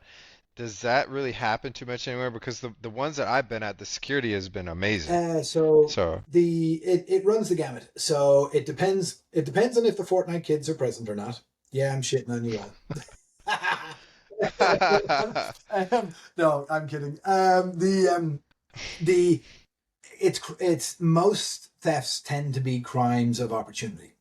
So things that tend to go missing are the peripherals that you're just sitting out there, like the fancy mice that the latest whoever from clicks from Fortnite is using, and it's just sitting there, and the kids like, oh my god, like that's, I really want that, and it's there, and they just eat it and go. But the problem with that is they don't have the wireless receiver, so they can't actually use the damn thing. And they have to repair. They have to find a receiver somewhere else. They might have one, maybe, but usually they won't. And then they have to go find a receiver. So, like shit like that, just they don't think. Things that will always go missing. If you put your wallet out and it's sitting there on the edge of a table, visible, then you're asking. And this is a case of like, it's the argument for like, if a girl dresses up, who is she like, is it, and people comment on her like, oh, look at her, she's all dressed up for this, that, and the other. It's like, that's none of our business. Like, she's dressing up for her, and if she wants to look that way, that's on her. We shouldn't be going making the assumption just because she dressed that way. But it's that same principle with, if you put the wallet there, the temptation is there, and especially for younger folks that not necessarily loose morals. It's that in the moment they make a bad decision and they will regret it more often than not. In some cases, the wallets will be found or whatnot, or maybe they take some money out of it. It really does depend on the audience, but in most cases, it's that initial, just like it's that nick, like, oh, like I'm just gonna nick that real quick, and because it's there and it's like, oh my god, that's a wallet. And I mean, if you found 20 quid on the street, and there's no, and there, whether there's witnesses or not, if you don't know where it goes to, more often than not, people will pocket it. As some people might donate it, some people will stay. They'll, oh, of course I wouldn't. But in that moment when no one's watching, they've done. thousands of social experiments on. If there's no one Of watching, course. people will. We've all seen the Yeah, videos. yeah. So all Yeah. the time. So and no matter the intention. So yeah, it's things like that, and that's That's not a dream hack specific thing. That's any event, anything, anywhere. It's just and it's there's a bigger risk out in public or in a restaurant if you happen to leave it and go to the bathroom. The risk is always there. In terms of big like major theft things, we had someone trying to pull out a graphics card once, like the kid was clearly desperate, and trying to and like obviously stealing it. Or like, hi, what the hell are you doing? Like, and then they're like, they don't know what to do because they're just they're never that foresighted. So for farsighted, so for anything big, you usually will catch. In the early days, I mean, think about it. DreamHack started, I think, in 2016. So I would chalk any of the early events down to learning curve on or making sure you've got the right amount of security for the events. I mean, even with everything that we had, yeah, it would still be possible. Like my job is to find those gaps in security on a daily basis, and there's plenty of gaps in any event or venue that you go to, not just DreamHack, like anything. There's always a way to infiltrate or exfiltrate something, and it just comes down to how malicious the intended person actually is. And so, for the most part, yeah, it's minor things. Yes, there have been reported things stolen, probably at every event, but usually it's onesie twosies, if anything, and in most cases it's things left out. I will share an anecdote. Oh my God, Atlanta 2022, I think. This kid came and said, "Oh my God, um, are the are the cleaning people around? I need to find them. I think I threw. I think my wallet either my wallet got stolen, or it got thrown out in the trash with the pizzas." And I was like, "What now?" And so we went. So he's like, his wallet was missing. He couldn't find it. They had ordered food and they had it in bags. So he thought someone either stole his wallet because it was like, it was right here. I had it with me.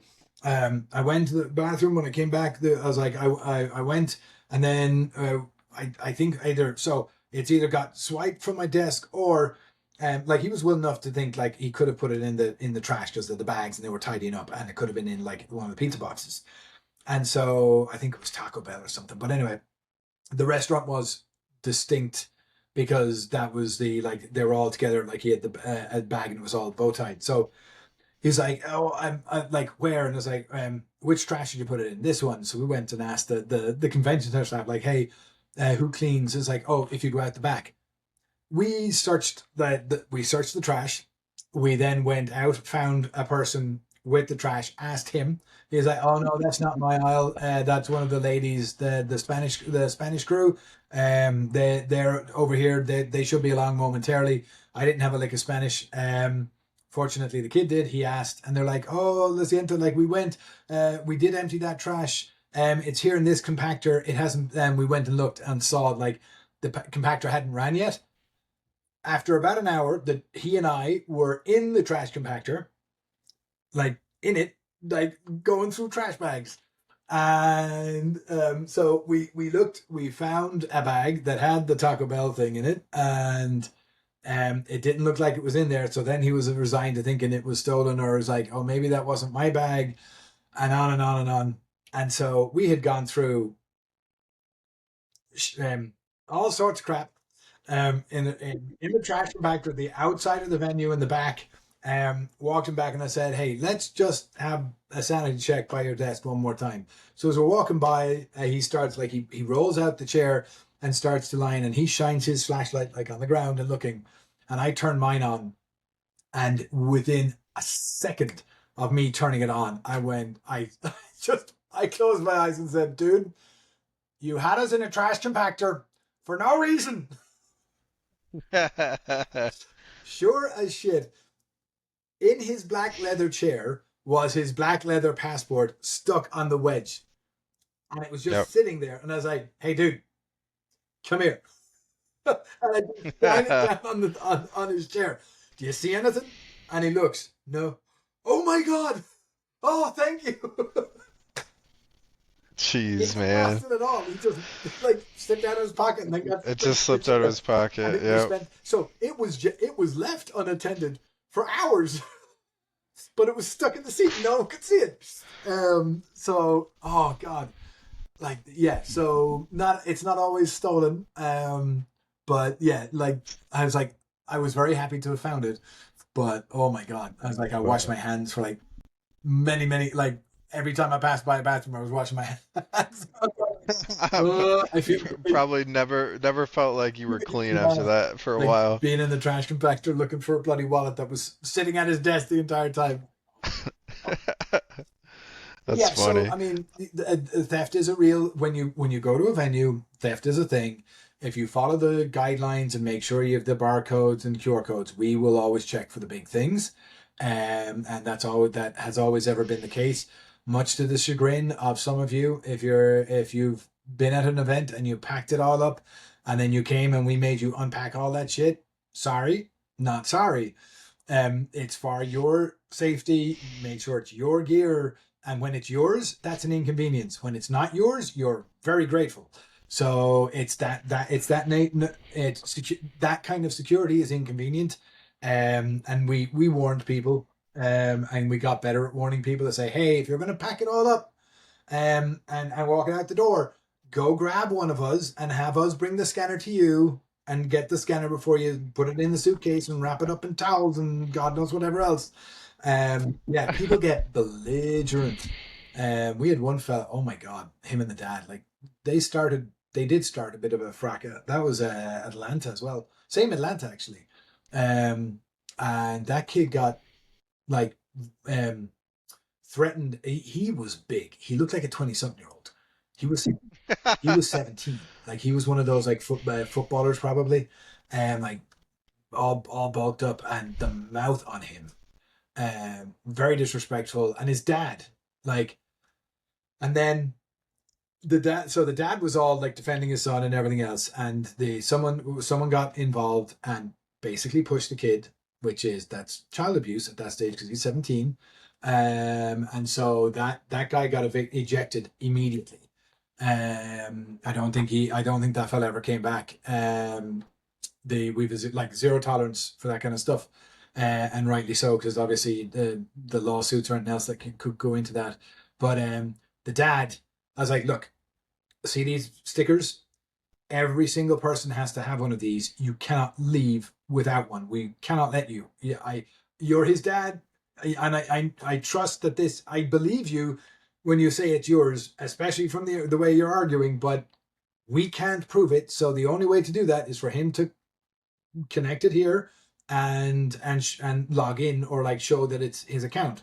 And the dad's like, we the flight and this, that, and the other. And I said, we didn't even get those barcodes. And I was like, okay, hang on. There's a lot of things that were not handled well in this moment. But can you elaborate? Like you didn't get one of these? And he said, no. And then he goes, well, I'm just going to make up a name. John. Yeah. Did you get those QR codes? Yeah. And the moment he said yes, you could see, that moment when someone's so fucking annoyed that the lines here, like the veins on the side of their head start popping out like it's the migraine, like it's like someone's gonna get their ass beat when I get home.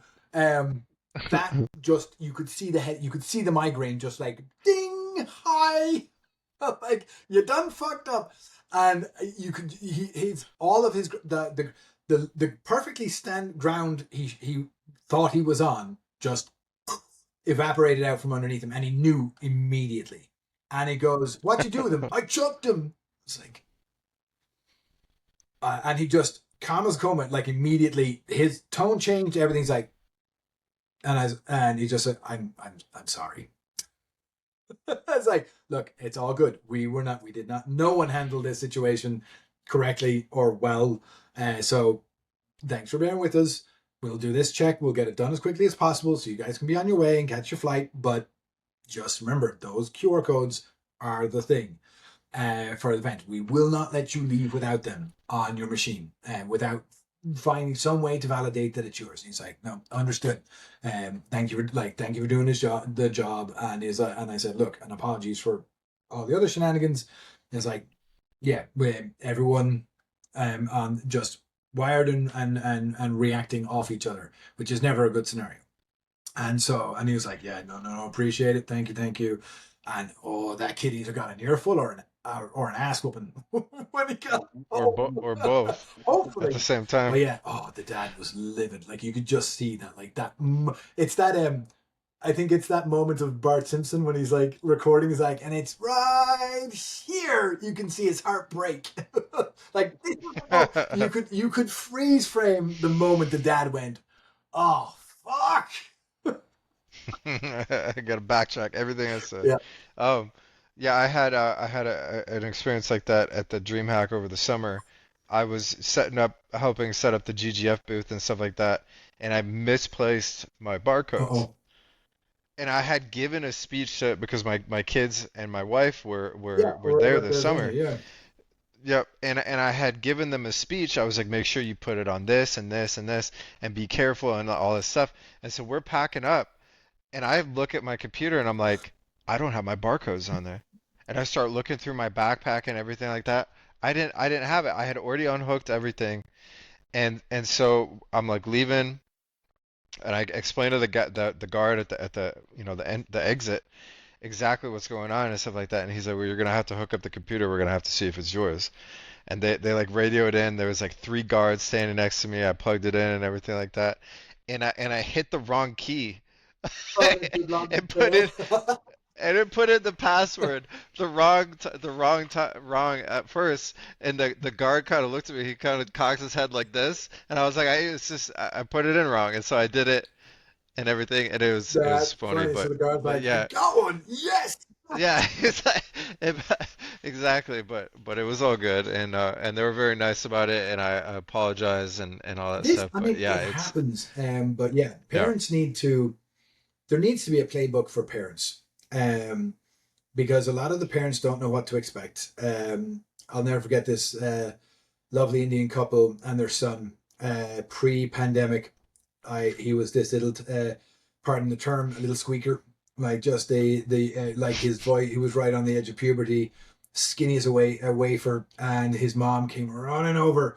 It's like, packet loss, packet loss. It's just like no idea. She's just going like the son's complaining. She's coming running to us, and I got dubbed the Fortnite Whisperer or Fortnite Parent Whisperer. So for basically any parent that has had to come to the booth since Dallas 19, with the exception of Anaheim, I was the person that you were likely interacting with, usually in a suit. If it was on a Friday, and never underestimate the power of a suit to set the tone for the entire weekend. I could be in flip flops and a tatty T-shirt, but people remember the suit on Friday. So they go, oh, that's the guy that was in charge. He must be off today. He must be relaxing today. We'll be extra nice. Uh, so the yeah. So she's like, packet lost, packet lost. And it's like, do you know what that is? No, but he's packet lost. So it's like, I'll be right there. So we walked over. I wish the net graphs did not exist because people stare at them and obsess about them, and every miss, which they was their own in most, it has to be timed perfectly. Yes, there was packet loss. Yes, it got fixed, but it was like intermittent, and those little spikes they don't players don't have the mental fortitude, especially young ones, to be able to handle like, oh, I can deal with that. That's not consistent, and so maybe 1 in 100 of my shots don't land. But yeah, not like, oh god, it was that, like those should be banned so no one knows what the hell, and they'd have no idea. They'd have no fucking idea. I guarantee you, they'd have no idea. You have to be like Shroud level player or like that level that you've been playing so long. And when you're 13, 14, I'm sorry, you have not put in enough time to be able to pick that up. Yet. But so that like You never know nowadays though. These kids don't even go outside yeah, anymore. true. But they're still they're still playing at home, and they've got lag, like internet lag to deal with, not just local area packet loss. But the Fortnite parents. So anyway, this Indian lady, lovely, super nice. And her son, they didn't qualify in the end, or he did, he made it to the Saturdays, but didn't make it into the final, and that was in that was Dallas 19, Dallas 22 or 23. I can't remember when it was. We came back as sure enough, here comes the mom again. She's like, "Oh, hello, nice to meet you. You remember me?" And I was like, "I do. Where's your son?" And the giant beside her goes, "Hey." Oh my God. What the hell? What? I was like, I shit you not. He went from here to fucking here. It was like, I'm 6 foot, and he's like, that boy grew. I was like, what have you been feeding him?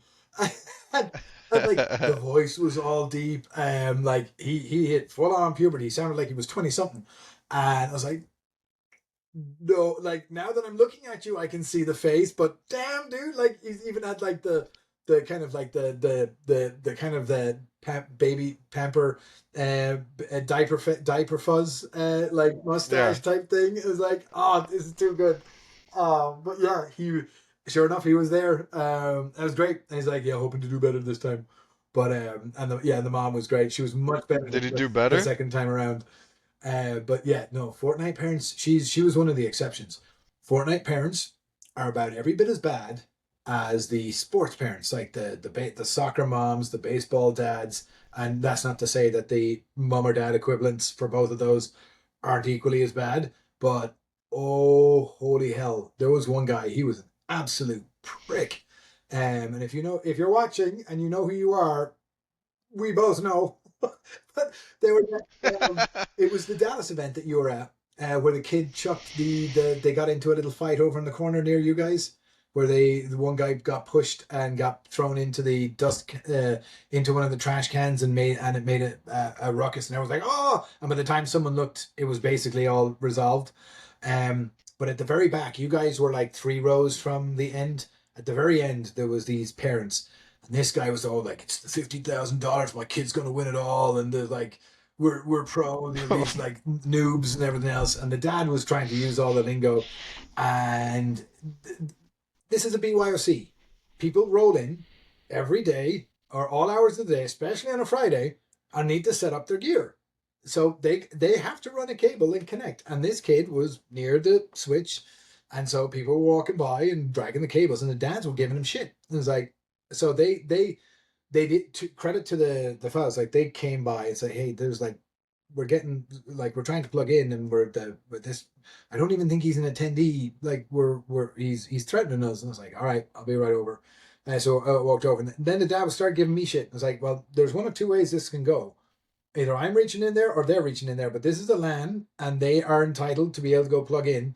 And your son, I mean, this isn't an esports. He's not on the main stage. Sorry to say, like it's this is not that. And he was like, oh yeah, like you talk that shit to me, like we'll take it outside. And I was like, okay, whatever. And that was getting a little like angsty. And I'm not one for a fight. But it's like, dude, like he was getting on my wick to the point that I was like, it was scratching that Irish part of me, where like, It was going around in your head like, right, it's like mm. you want to wake up with a crowd around you, um, and, and so but that like, and and it was more and more aggressive, and they didn't even make it to the first, and then he started like ragging on his son. Oh, they didn't even go like nowhere near to the top to the 50 for Saturday, and I was like, mm-hmm.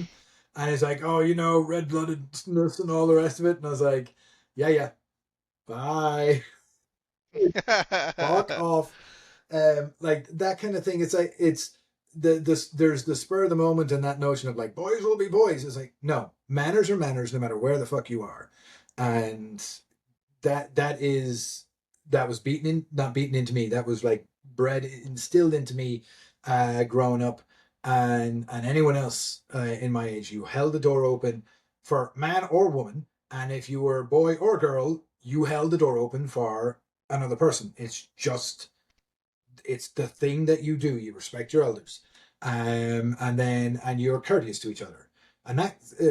we're in dangerous territory here. I will leave it at this statement. It's like that has been lost. Like that has been lost in this country. Everyone's so opinionated about their own opinion and how it's right and everyone else is wrong that we've lost the willingness to agree to disagree and know that it's okay that people believe different things. But at the same time, like there's like the society needs that to function. But somehow, I don't know whether it was the pandemic exacerbating it, or like the last 4 years, but yeah, that kind of has died. So manners should not be remarked upon.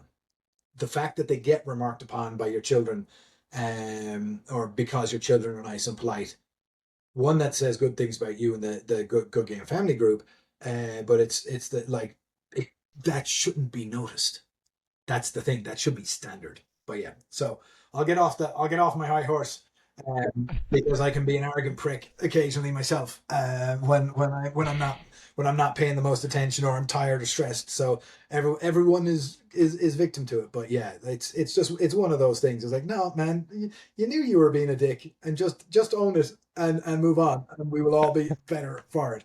And I should do the same when I'm being a dick to someone. So yeah. Well, yeah. But yes, Uh, the DreamHack Austin 2018 had a pretty yes, that is the uh thing that I was referring to by way of you asked about memorable events. yeah. This is the most infamous event of my career. I was, Did you I work was, directly I on was that? the face of that. When Oh at the my. table where everyone was fucking yelling on Friday night and Saturday, I was the person they were all yelling at. And at that stage, we were still all just unpaid volunteers. Um, the hotel would be paid for, the flight would be paid for the leads, and everyone else had to make it on their own dime. And then like your tickets and things were paid for, and you get a meal voucher. But yeah, we were not none of the BYOC staff were DreamHack official staff, and so basically people just yelled at me nonstop, and that's probably the closest I've come to like an emotional breakdown. It was holy fuck. So Friday night. So context for folks that weren't there. Buckle up. This is a long one. So Friday evening, the internet went out, or the power went out, and it killed the internet.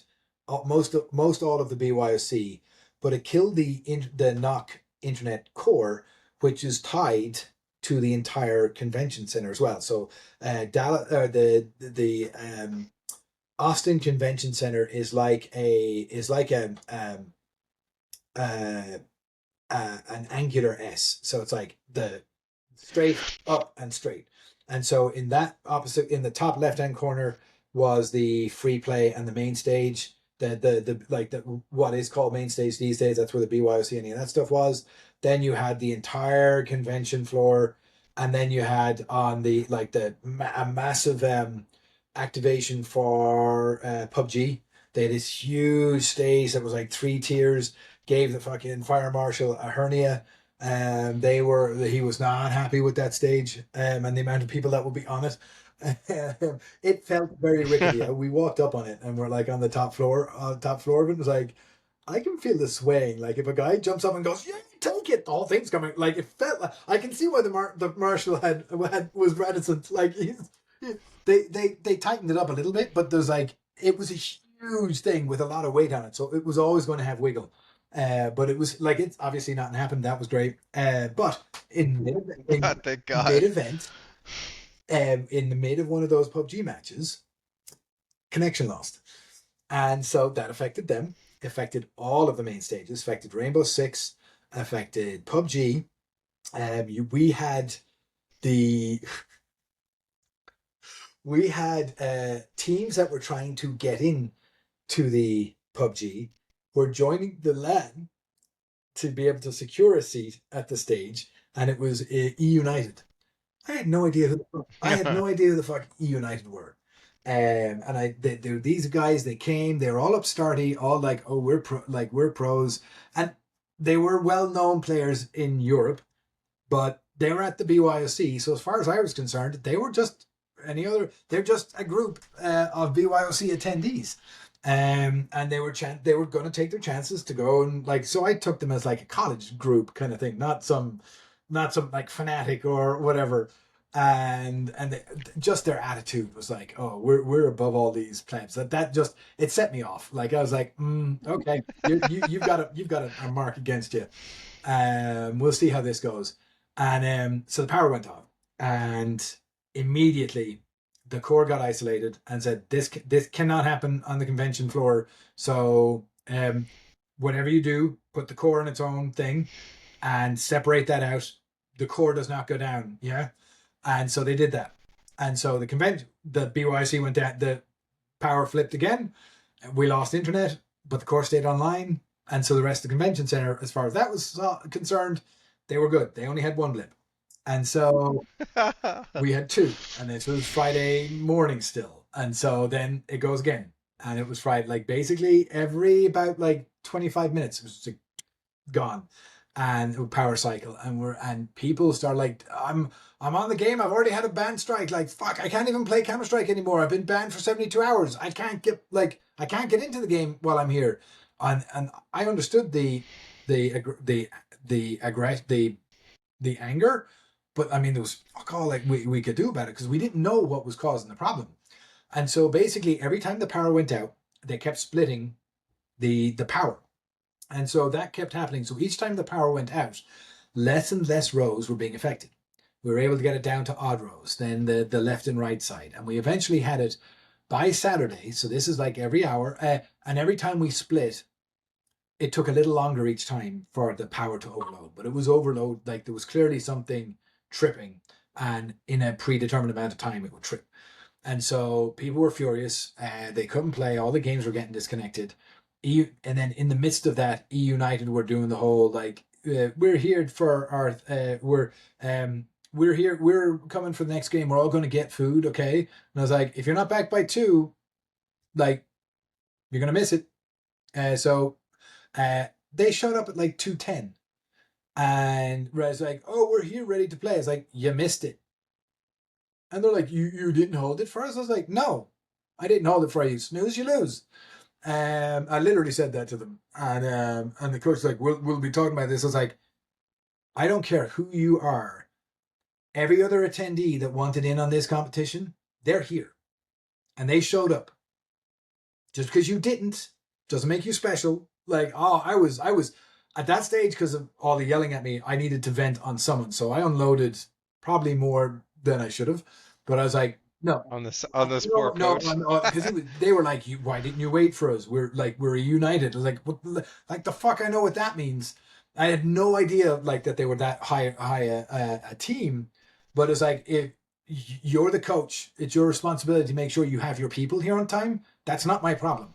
This is an event. It has to run. Oh, but all the outages. That's exactly why we needed you here, because we knew we had like things were going, and that is going regardless of whether we're going or not. So, and I later found out, right? So they were all pissy. The stage, the main stage knew who they were and actually did something and got them into a game. I don't know how they did it, but they did actually manage to get United.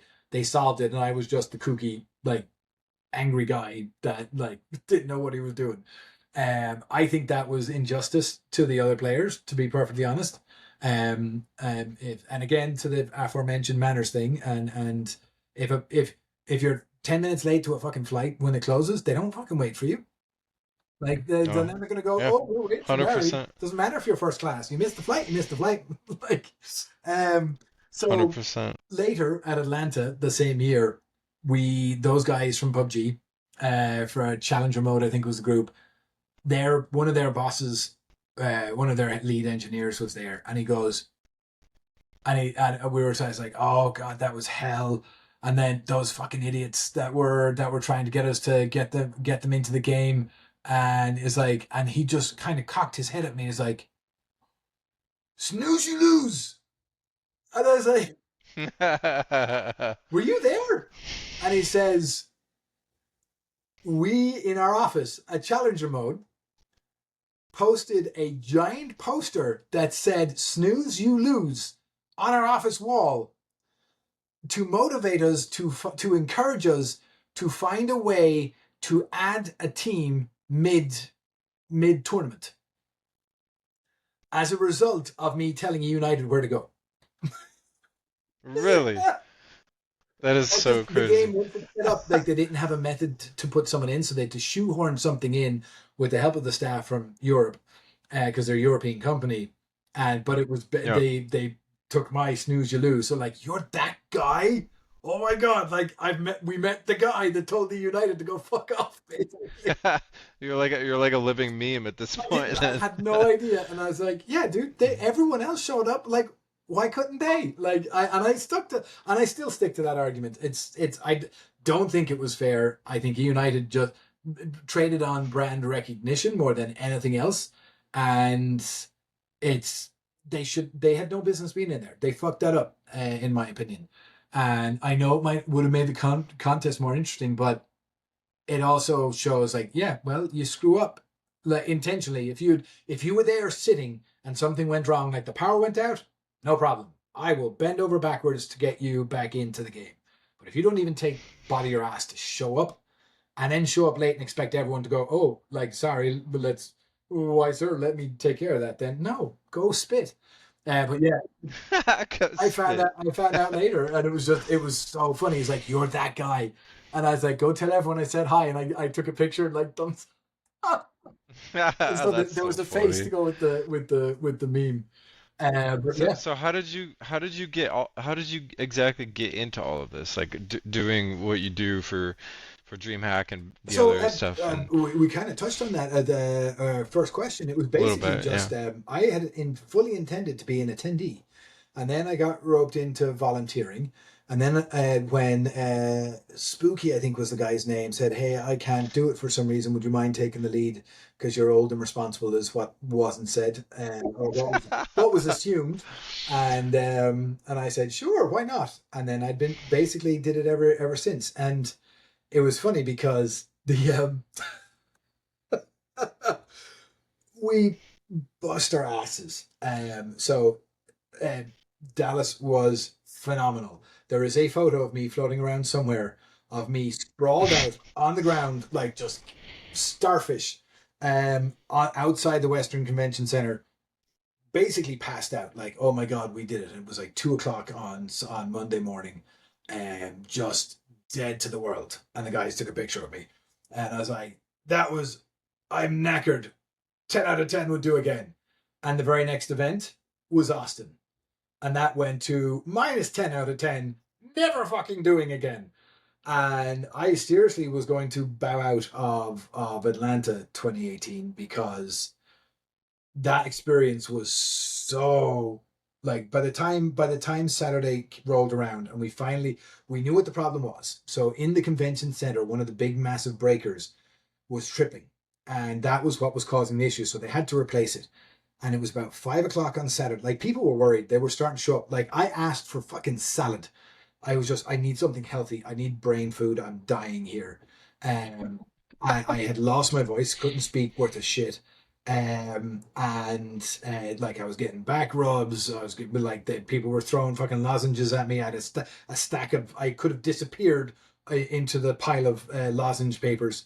I was miserable. And um, the on Saturday around 5:30, Silva, that was David, showed up, and he's like, "Hey, I've got news." And I was like, "Oh God, please be good news." And he's like, "It's good and bad." I was like, "Just give me the bad."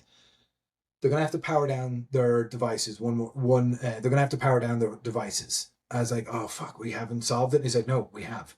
So, uh, they people in these rows power down the devices, go eat dinner, and when they come back, we'll say 6:30.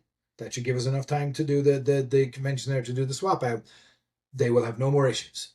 And so we went, all right, cool. So I went, stood on the desk, and started trying to talk. I got, "Listen," and the voice was gone, and Dave's like, "Get down here." So he pulls me down. "You go rest." And he stood up and says, "All right, here's the thing. We have solved. We know what the problem is, but it will require anyone in this row, this row, and this row to power down, go eat dinner, come back by like 6:30. You will not have this problem anymore. And so most all the rows were solved by end of day, like late Friday evening. It was those last 3 rows were the ones that were basically until we found out which of the breakers downstairs was the one. And so they're like, that's it, this will be it. And it's like, absolutely. And they're like, okay. So they all disappeared, came back at 6:30. Everything worked fine up until the bomb threat. Yeah, there was a What? bomb threat on Sunday. So there was this. At the same land that Yeah, happened at? because I think so. Basically, someone called in a suspicious package in the bathroom, and the SWAT came in. We had everyone evacuate the building.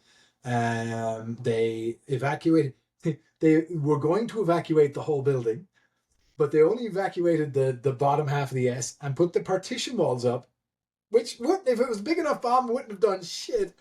But because the other No, venue was still, definitely because not. the main event was still going down below, they're like, no matter how big the package is, it's not going to damage it. Nobody. It was like, I don't know what the logic was, but basically they kicked everyone out of the BYOC. They closed the doors, and at that stage, I think they were just validate the package was not like not even a real thing. But the the convention went on, and basically by the time it was done, people only had time to basically come and collect their stuff. So it was the worst event from an attendee perspective as well. But um, it was a false alarm. There was not there was something there, but it wasn't real. It was just like toilet roll, whatever. And um, Someone called the bomb squad no, over a no, it toilet was roll. an intentional like swatting basically, but Okay. minus the SWAT thing. Like they were trying to get the event shut down. Because what's his face, that Muppet Ice Nine or whatever, Ice Poseidon or whatever the fuck. There was some internet thing that he's coming to like do his pranks, blah blah blah blah blah, and it's like. And Doctor Disrespect back in the day, like they were the big names at the convention center, and I'd never heard of Ice Poseidon. Some guy with freaking ice tips on his hair or whatever. He was like a jackass wannabe, with not nowhere near half the flair or talent. Like the yeah. So anyway, he did like pranks and tried to do pranks and shit. It was like, oh god, just go away. I was fed up. Like anything, I had zero tolerance. Like Mike, I was done. I was completely. Well, I was like that sponge. You know, when a sponge is full, you can keep pouring water on it. It makes it's overworked is overworked. Like just it's in one end and out the other. You're just like you're a shell. And so the when we were cleaning up on Sunday, because basically everyone had left, we found those like divider boards, like the posters that are used, like the posters that people use for their school projects with the two sheets Yeah, that fold in. the Yeah, trifold. Yeah. okay, that's what it's called. So yeah, so there was one of them and it was closed and it said, um, "Bomb diffused, CTs win." And then we opened it up and it was number of times PUBG's had to restart with like a whole bunch of like the lines scratched out, and then Oh my someone wrote, God. "Oh, someone blew us up, so we called in the bomb threat," and written on it. So someone saw it, closed it, and wrote, "Bomb defused, CT's win." On it, and then put it back on the table. I don't know if it was the SWAT people or just some random attendee that did it, but it was like, oh, That would have been gold if it was it the might have SWAT been team. like it was like adult handwriting, but it was like it was just it's perfect. So as we were cleaning up, it was like nice. We have a picture of someone like showing the clothes, the before and the after, and we're like, yes, that's going in the Hall of Fame somewhere. But yeah, so That's funny. that was oh my god, good. That was one of the highlights as a result. But yeah, I had vowed never to go back, and then I was persuaded. I was like, okay, it can't. I had one good one that was really good, and it was the first, and it was brilliant. And we had one shitty one, but that was because of the power outage. The likelihood of that being the same at in another city is surely slim to none.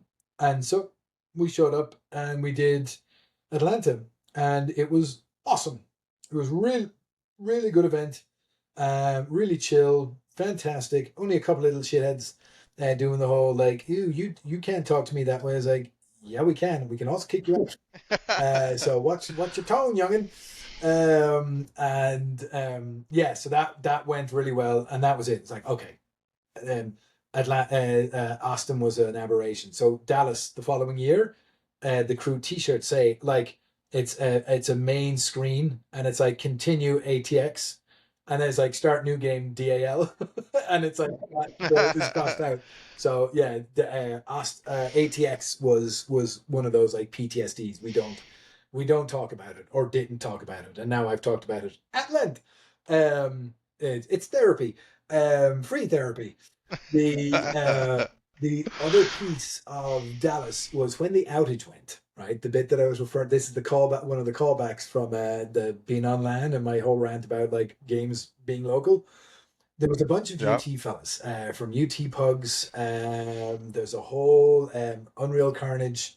There's a whole bunch of hardcore UT players that were all there. And Exit Next Right. Oh God. Fantasy, Ziox, a whole bunch like fellas that also played Quake in the Quake 3 era. But yeah, they were huge Unreal Tournament players, and the UT beta that was being kind of built by Epic and the community, they were using that. So basically, they had a server that was local, and they were all playing online. All like they had a huge showing. I think there was like 20 something of them. The two rows, like the back to back rows, so they had a whole area to themselves, and they were having a blast. And the guys were saying like, wait, you have internet? Like, can you hook us up, bud? I was like, dude, it's a LAN. You want to join? Like, they had no, the internet went out. They didn't notice. They were sitting there up in the back corner having a blast, playing and just enjoying the stuff. But when they tried to play online, they did eventually they got hit by it a couple of times. But like for the playing the UT portion, they're like, yeah, we're good. No problems. And they wigged everybody out. Like they confused the shit out of people with how are you playing online? It's like, we're not. That's what a LAN is, bro. So yeah. Youngins don't know. No, they really don't. No. So what's the best and the worst part of your job, would you say? Ooh. So I would say it's the same thing, and that's dealing with people. Um, the best the best part of that is the folks you meet, like yourself, and like when I met you guys the first time in Dallas, that was awesome. It's like, oh, we're from Arizona too, yay, cool. And just chatting and shooting the breeze. Meeting the attorney for or the lawyer for not Avenged Sevenfold. I can't remember who the name of the band was that was playing. Crap. It wasn't A7X. Dallas 2019. But the dad was full on metalhead looking, like the straight blonde, long blonde hair, the immaculate beard, like alligator like boots type things, perfect manicured white coat, looked like the virus twins out of the Matrix. Like he was just immaculate. And he was Was the band Trivium, Trivium? yes, yes, thank you. Trivium's manager, or lawyer and attorney, and his son Elvis. He asked if Elvis could like, hey, do you have a place? And we're like, yep, absolutely. This is where he is. This is how you can come find him. If you need it, you come talk to me. And at the end, like he's like, hey, like we were cleaning up, and he's like, hey, Barry, there's someone here for you. And he came and he's like, oh, thank you so much for taking care of my son, really appreciate like that the manners, the aforementioned manners, like he was impeccable in all aspects, and it was just he was a really cool dude. And it was just funny, like I am talking to like this like music attorney who's like Trivium are pretty popular like big band, so it was what like the people you meet are just nuts, like bumping across Jeff Goldblum in Dallas. uh yeah. What? Really? He was there filming, and people were like, if you bump across anyone like T-Pain or any of you just act as if they're absolutely normal. You answer their questions and let them move on. Don't fanboy or girl. There was something that it was the CS2 players, or the CS:GO players, and they were in one of the rooms, and I was doing my usual. Ooh, I'm pretending I'm going talking to people in the background, and I was in there and I was underneath the desk trying to help a guy plug something in, and in walks Jeff Goldblum, and I'm there underneath, like looking at where he walks in. I'm like, oh, hey, and he's like, hey, like he does. Like, the hand mannerisms that he does when he acts. That I think that's actually him because he was kind of he was all like, yeah, like he's and very the stereotype of Jeff Goldblum is apparently the real Jeff Goldblum.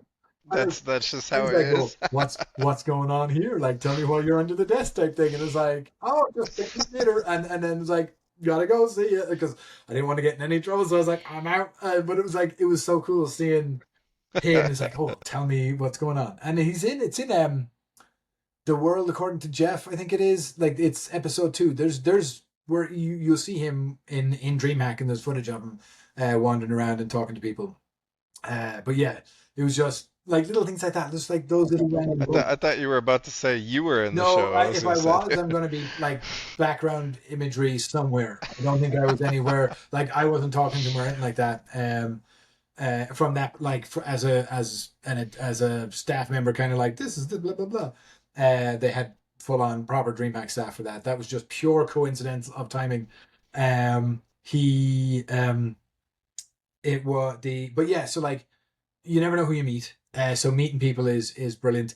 Being being able to help someone to the point that like they come back the next year as a result of us being there and the experience they had, that's everything. And weirdly, so kind of the best part is the whole thing. And what I mean by that is we roll up on a Monday or Tuesday.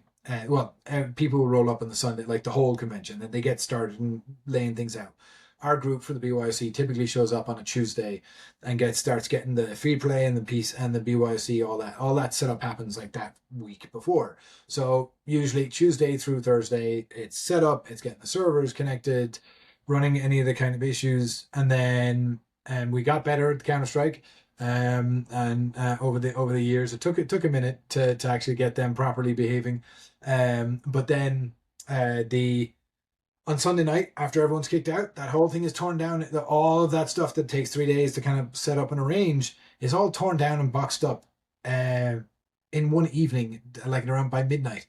And so the it's that sense of we showed up, we built a thing, we put on the thing, we shut down the thing, and we finished the thing. And that as a condensed, and that's not like, oh look, I painted a toy soldier, or I went and did one set in the gym, or I went for a short walk. Those also give you that like the sense of achievement, but doing something at that scale with everyone, and then going through whatever, like dealing with whatever comes to pass, that is the one of the like I am exhausted. I cannot speak. My voice is shot to shit by the Monday. I'm talking like this for like 2 days afterwards. My sleep schedule is all gone in the gutter. But weirdly, I'm refreshed. It is the busiest week of your life, and then you're up and dealing with like running around. What are you doing? What are you doing? Okay, and you're trying to juggle all that. You're like cognitively dunk full, but then when it's done, it's done. And it's actually tied up with a bow, and everyone hopefully had a good time. And you can leave knowing, hey, we did a thing. We really did a thing, and it was proper and it was good. And that's that sense of accomplishment and more achievement is actually what keeps me going between like when when the day job gets shitty, or you're having a rough time with clients, or it's just oh I'm really not enjoying doing this, that, and the other. That is one of those things that's like palate cleanser. More like a power washing of a cleanser. It's not exactly comfortable, but weirdly refreshing. And it was funny because my wife finally got that understanding when she came to the events, and it finally when she came as an attendee for um uh, San Diego with the kids. Then we went to Dallas. She didn't come to Atlanta, and then there was no Anaheim, or there was no Cali or West Coast one, and we did the Dallas the following year. But I had her come volunteer at last Dallas. So last Dallas, she was working the event, Yeah. and she finally understood because she got to see, because she was behind the scenes herself, she saw me doing my thing and she goes, I get it now. I didn't before, but I get it now. And so that was the thing. Now, like she would always go, "Oh, fucking DreamHack!" Like we lose my husband for a fucking week, and then he comes back exhausted, had to pick up the pieces. She's like, she was not a fan. But when she finally was like fully behind the curtain and saw everything we did and how we all treated each other, she's like, "Oh, okay, this is like chosen family type shit." Like that, it all clicked, and yeah, like I would in a heartbeat if half those people were spinning up another LAN or doing something, I'd be there. And they said, "Hey Barry, can we use you?" Be there in a heartbeat, without a doubt. It's just it's fulfilling. It's something I enjoy doing. It's the whole don't love your job your love bullshit. That it's that. All right. What's your favorite BYOC game? Because you guys run tons of tournaments during the So BYOC, you know. the ones I spin up myself. So Unreal will always be my ride or die. But Quake Live or Quake 3 is just one of like the funnest experiences you can have in a LAN to fuck with people. Dead by Daylight, especially getting 5 people you know. Counter Strike, 10 people you know in the like the actual LAN experience, getting the 10 people in the same server back to back, like right there, to be able to shit talk each other.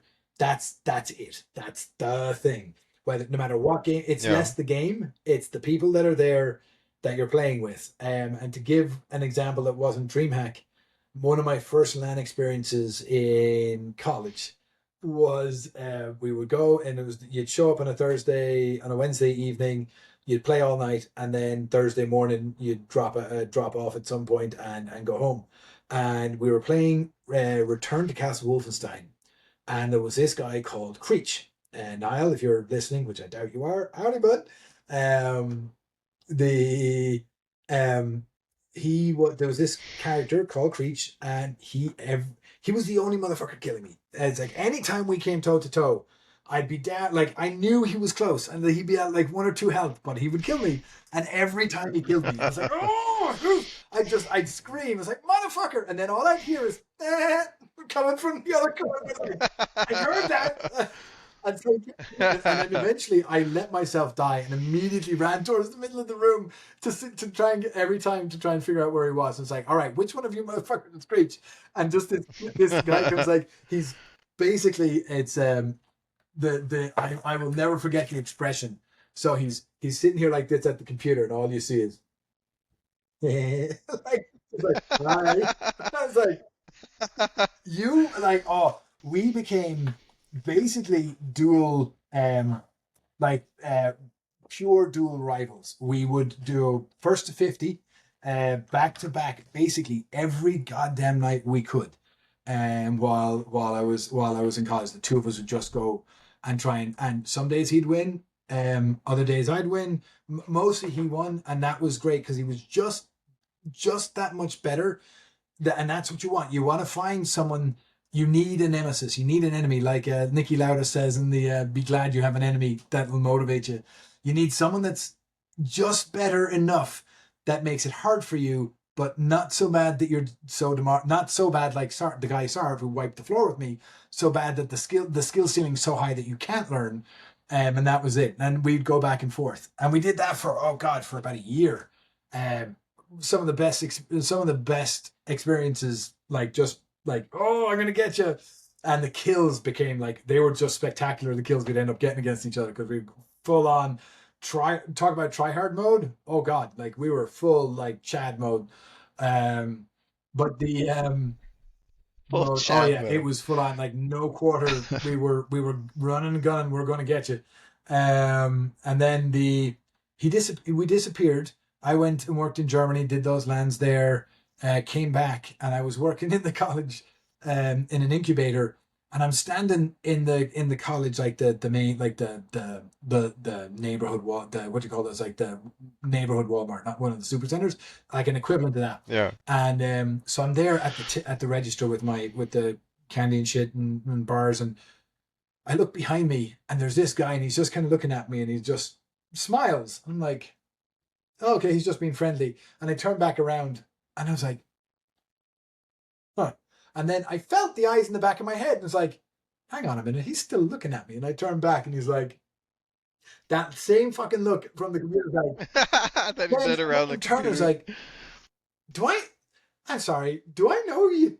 And then as I started to say, I was like, mother, no, like, I shit you not. And Niall, forgive me if you ever do listen to this.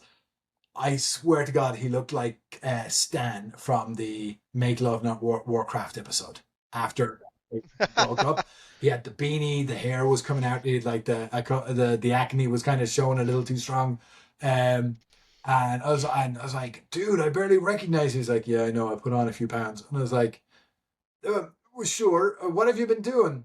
And he goes, wow. I was like, oh, you didn't. That's I was perfect. like, I was like, you reminded me of looking like fucking Stan, man. And he's like, yeah, I can see that. And then he moved. I So, saw him. We had a chat, and then I haven't seen him since. I think he's down in like New Zealand or someplace. We've intermittently, like on Steam, every now and again, just a random like, hey, how's it going? But yeah, he's one of those ones that like this. It'd be one of those things. I'd send him this, he'd listen, and then all of a sudden we'd reconnect and probably play a game of Quake. But yeah, it's those kind of things. It's the so best and worst is the best is that like sense of accomplishment. You've done a thing, and then it fuels me for the like remaining 6 months till the next one, and then worst. Oh, Fortnite parents.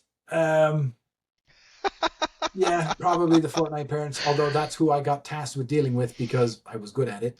I have a nickname at work, Human Xanax, that when a customer is agitated, they will put Barry in front of someone and he'll talk nicely and like try and calm down the situation. It won't resolve much, but at least you'll feel better about it. And that kind of helps smooth things over and get things going. But when people are not so much rude, because I don't want to sound like I'm a fucking stern nun or some shit. It's the if people are being belligerent or they're obviously fucking shit up, then yeah, that ruins the experience for others, and that's kind of that like, oh, you're attacking the thing that I need for fuel to that I use to sustain my soul energy, as it were. And so I think I take that, like I took it personally, to use the meme. Um, that's but funny. yeah, so the probably the like the obnoxious events or not obnoxious people, they can be that can be a bit rough. Um, but beyond that, no, like You there's very little that's like to say that that's the worst is you're I'm Nick Noiding at that stage. Like there was very little that wasn't.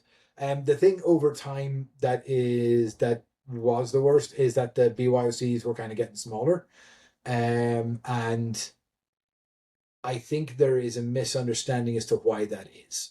I don't believe that it's a lack of interest in LAN gaming. My opinion on the matter is that because post pandemic, there was not a set schedule.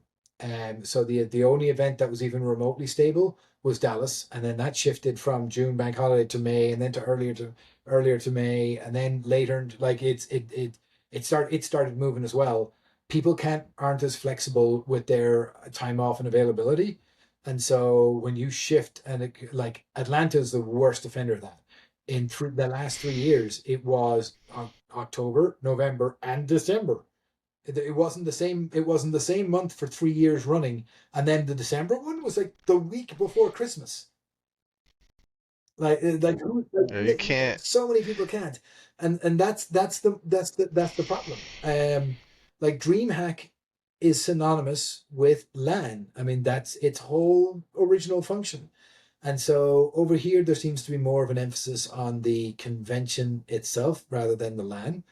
And if we catered more to the LAN in terms of, okay, let the LAN be the loss leader. Sure, you'll lose money on the LAN comparatively to the retail space for everything else. But if you put in um, Media Mart or a Media Center or whatever the Best Buy in there, right? With bring graphics cards, bring power supplies, bring memory, bring motherboards. Like just bring a select core components that if someone's tower shits the bed, they can get replacement stuff there and fix it there. We had I think it was Red in one of the Atlantas. I can't remember which one. We had Red Hat present, and they acted like a help desk, and they helped folks get shit back up and running. It was great. So yeah, that's the thing I think is it's trying the convention is trying to be too many things to too many people, and lose and basically lost track of the core audience that basically feeds the other things, and that's Yeah. I think in my view a misstep. Well, you kind of covered everything, to be honest with you. All the rest of the questions, you kind of just answered them right now. Which Um, you said your favorite part about the BYOC oh experience. yeah, In your opinion, would you say that the BYOC experience is what made DreamHack? You literally answered yeah, that. oh yeah, yeah. Uh, I think so. Yes and no. In from a LAN perspective and a LAN player, yes, the BYOC is the core. And weirdly, it's going to be at Austin 2018. That LAN was big. That was a big LAN. And then we had, I think that was our second largest, and one of the Dallases was slightly bigger. But like we had those numbers pre-pandemic, and then the pandemic kind of screwed up the momentum, and then we kept changing the dates, so no one knew what the hell was happening when. And those two back to back kind of like drew a coffin nail. But the if you made the BYC more central, and the vendors and things in line with that, I think you would see more people from the BYC buying stuff because it's like, oh, I can update my graphics card and I could install it here. Ooh, ooh, ooh. Um, like and having the people who have the games install demos available for the BYOC attendees, that those are match made in heaven. The vendors get play data from 1,000 or so people, and all sorts of data on the rigs, and it's time bound. So you can kill it at like the you invalidate all the keys. You're not losing much. And so from that perspective, yeah, there was a ton of opportunity to engage developers and get folks going. So it's yeah, there was definitely that I would say yeah, the BYOC the would definitely make the experience. Favorite part of the BYOC experience? like tournaments Yeah, or yeah. Gandalf or The favorite part is when I finally got the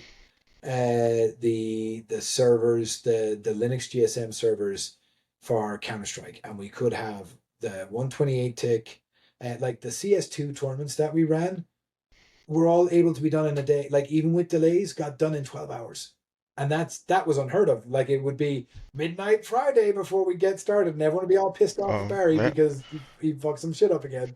And usually it'd be something that I forgot from the last year. So yeah, from that perspective, like it's yeah it's the solving of that, and then watching people play. And getting to like spectate some of that and watch the stories, that would probably be the most favorite part. And then obviously the crew. I mean, we're basically a family. That whole group is we have worked together in the lands, and that's basically we see each other twice a year. We don't see each other.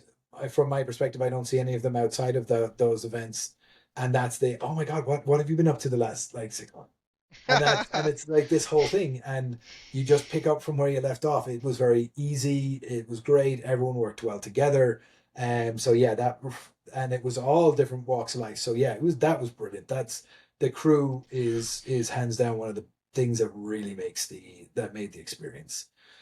um So are you prepared to answer this next question or for Dallas, so I saw so there isn't one currently, Yep. that's been announced, which is another issue that another thing I take issue with. People need more so than an attendee to watch the esports.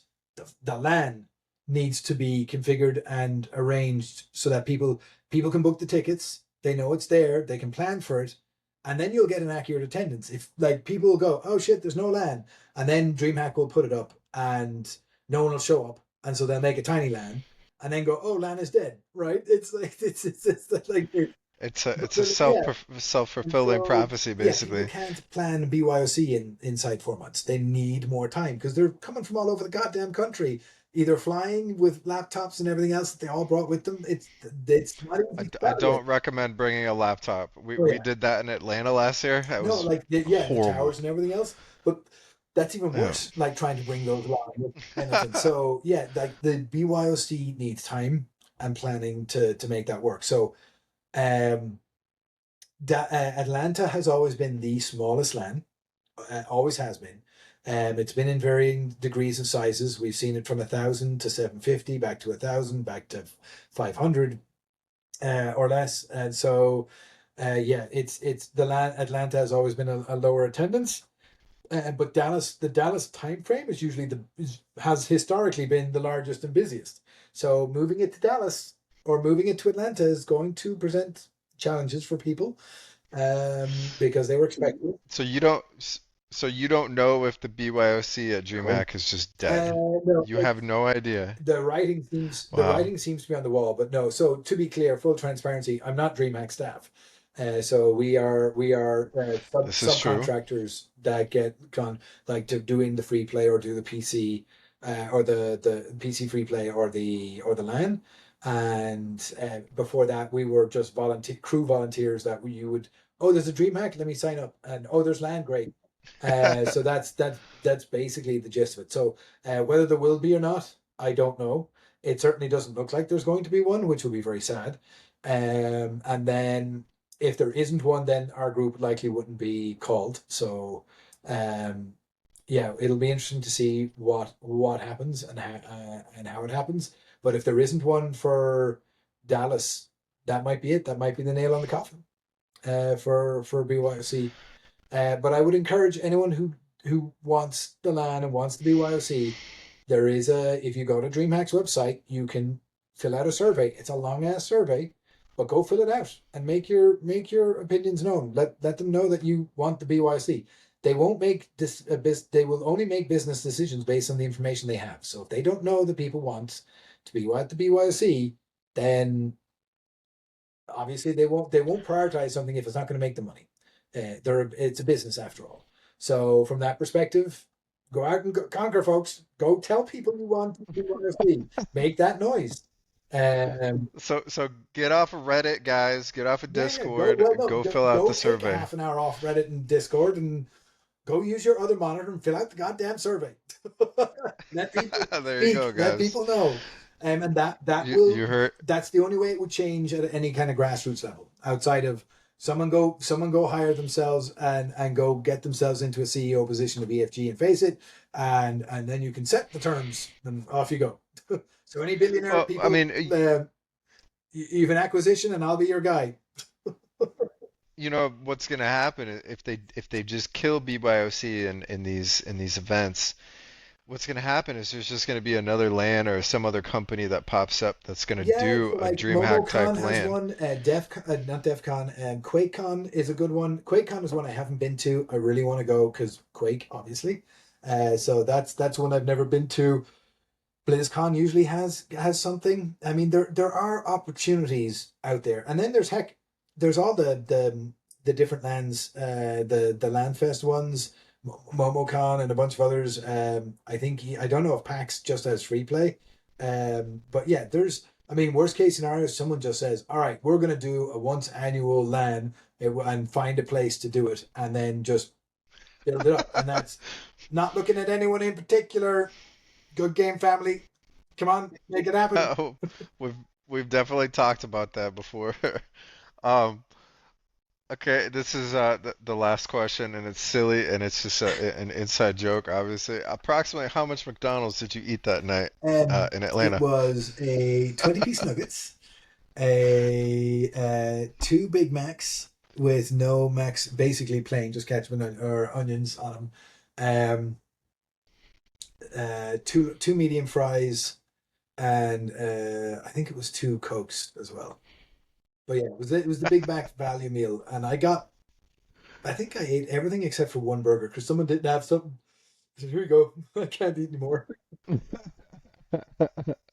Oh man, that was funny. That was good. Um, That was a fun end to that Atlanta. It was Atlanta, wasn't it? That's right. it was Yeah, because Atlanta, it was that yeah, new hotel. yeah. Yeah, yeah. And we Hmm. were sitting out in the Yep. out in the patio and watching the killer robot. Um, Oh my God, I have so much video of that yeah, thing, man. and the two guys chasing after it. Yeah. God, idiots! They're going to shoot them, or tase them or something. Cyberpark. But yeah, no, that was a fun night. So, um, so and that'll lead us to anything else to talk about. The first Atlanta Sure. that we did, it was in November, so pretty chilly. Atlanta's not warm. We were at I think it was an AC Marriott. It was across that little park. So you had to go across the park, like park past the park bar. Go there if you live in Atlanta. I'm sure everyone in Atlanta knows it, but the you go across the way and there was this hotel and it had an outdoor swimming pool that was apparently open. And so I was like, "Oh, they have a pool here?" And it's like, "It's outdoor." And it's like, is it open?" They're like, "Yeah, it's open." It's like, "I'd go for a swim, but I don't have a towel." And that was me being a little facetious, a little tongue in cheek. And the captain, the up just low key, just walked away. And I thought he was leaving and going up to the hotel room. So I'm sitting there in the lobby and we're all chatting. And about 5 minutes later, I kid you not, just this towel lands on my lap. I'm like, son of a bitch. I got called out in my bluff. And I had I was like, I did the whole, "Oh, if I had a towel, I'd go swimming." Like, it ain't no thing. And so because I said it so nonchalantly, the towel lands on my lap, and a couple of people started and went, "Oh snap! No, he didn't." So I was like, "All right, there's no way of getting out of this." So I just picked up the towel and like went straight, like, "Okay, we're gonna do this." Locked in, just off clothes into the pool, immediately go, and everyone started. It was like that moment when it was like, did that scene from The Matrix? Morpheus is fighting Neo, and they all like look at each other, and then they're all like scrambling over the desks. That's what it felt like behind me, with everyone go, "Oh shit, he's going to do it!" And they all like come storming out. So I get into the shorts, and I'm standing there, and I was like, "Okay, the only way to do this is just dive in." And I tipped the, like, put my toes in the water. It's like it was cold, but it didn't feel like it felt okay. This is going to be refreshing, is what I thought. No, it was 30 something outside. Oh my So the pool was God. warm by comparison, but I think the pool was like in the 40s, or like high 40s, low 50s. And I jumped in or dove in, and my breath caught. It was like, I was like, "Breathe out." And I was like, I came up and I was like, "Be brave, be brave, be brave, be brave. Don't scream, don't scream, don't scream." And I'm like holding in there's like, "This is fucking cold." And, so I said, "Okay, just swim to the end and don't say anything." And then turn around and I was like, "Okay, I'm a little warmer." And they're like, one of the guys goes, "Hey, so how is it?" I was like, "Not too bad." This So that's it. I have never heard. I think his shriek pierced the audible range. It just went, jump, and then like it was literally in, out. It's like one of those cartoons. Like, fucking hell, then. I was like, I didn't want to be the only one. You motherfucker. So that yeah, That's funny. that was Atlanta. And then the thing I said I'd talk about by way of rips. One of Yeah. the most memorable things that happened was at a DreamHack. I'd always wear shorts, and in the very first one, it was on Sunday. We were doing the teardown, and I went over, and all I heard was rip, and my shorts split from crotch to belt, like the whole bit was right along the seam, wide open. So there, thank God I didn't. Full on Thank SpongeBob God I moment. wasn't wearing any like didn't have any what do you call them, track marks or nothing, but like skid marks. There was like just you were seeing my boxers because we had no change of pants, and it was like it ripped. That was Atlanta or Denver 2017 at Austin on the Yeah. Saturday, right just before I got word the pants ripped, and I was like, that was the moment. I damn near like there were tears starting to well. I was like, what else can go wrong? Like seriously, like for fuck's sake. And then it became this me. It's like, fuck, you ripped your pants again, and then it was like, and Dallas, same shit, different pair. Every event at some point or another, either because we were sitting on our asses so long and it just the swass was overpowering, and eventually wore out the pants Just- because I had most of these pants for like a decade. Like I where I gain weight is in a specific area, so it's never around it's never around the actual waistline. So the pants, like, there's a very clear mark of where Barry's closed his pants and everything else spills out. So it's like I have the same pair of shorts from like God the early 2000s, and so they all and the started. same Linus Yeah, underwear well, too. yeah, exactly. Well, that was since 2019, but um, but yeah, so they all started like going, and it was like clockwork every event, and then even the weekend of the Anaheim one in 2020 that I wasn't there, I put on a pair of shorts that I was trying out, and as I was closing it, I heard the rip, and I was like, "You are kidding me!" Took them off, Even when and you're sure not at enough, but it DreamHack. was the weekend, so I put them out on the floor, took a picture, and sent it to the boys. I was like, "Hey, I'm there in spirit." That's fucking great. Um, and so since the pandemic, they haven't ripped. So I think I've ripped all the old ones, and they haven't ripped. They haven't ripped since. It's funny, yeah. Like every event for I think like four or five events, a pair of shorts will go in the trash rather than come home. And That is that's so what Barry's funny. like. Did you rip your pants yet? Did you rip your pants yet? Did you rip your pants yet? That's great. Well, Barry, it was a Yeah, pleasure. I appreciate you yeah. coming No on. worries. Anytime you want to come on and talk with Oh us, God, we're gonna don't give me start. that window. You'll regret it. Well, I'm just saying. I think it'd be fun. It'd be fun if I mean, you know who Sir Scoots is, right? Yeah, the name is familiar. I think I've met him like maybe once or twice. But Okay, he used to help run Gotfrag, and he was a yes, commentator at yes, a lot of yeah, the yeah, major yeah. tournaments. Actually, I met. Yeah, I think he and Andrew. Um, is he was he primary Dallas? Is he in the Dallas area? he's actually in Phoenix. He's in Oh Scottsdale, shit! actually. Seriously? Yep. Uh-huh. Yep. Just another Arizona guy. Hold on. I need to look up the face real quick because the name. I know I'm the name, but I want to make I'm gonna sure. go ahead and stop the Yeah. recording real quick. Bye, I guys.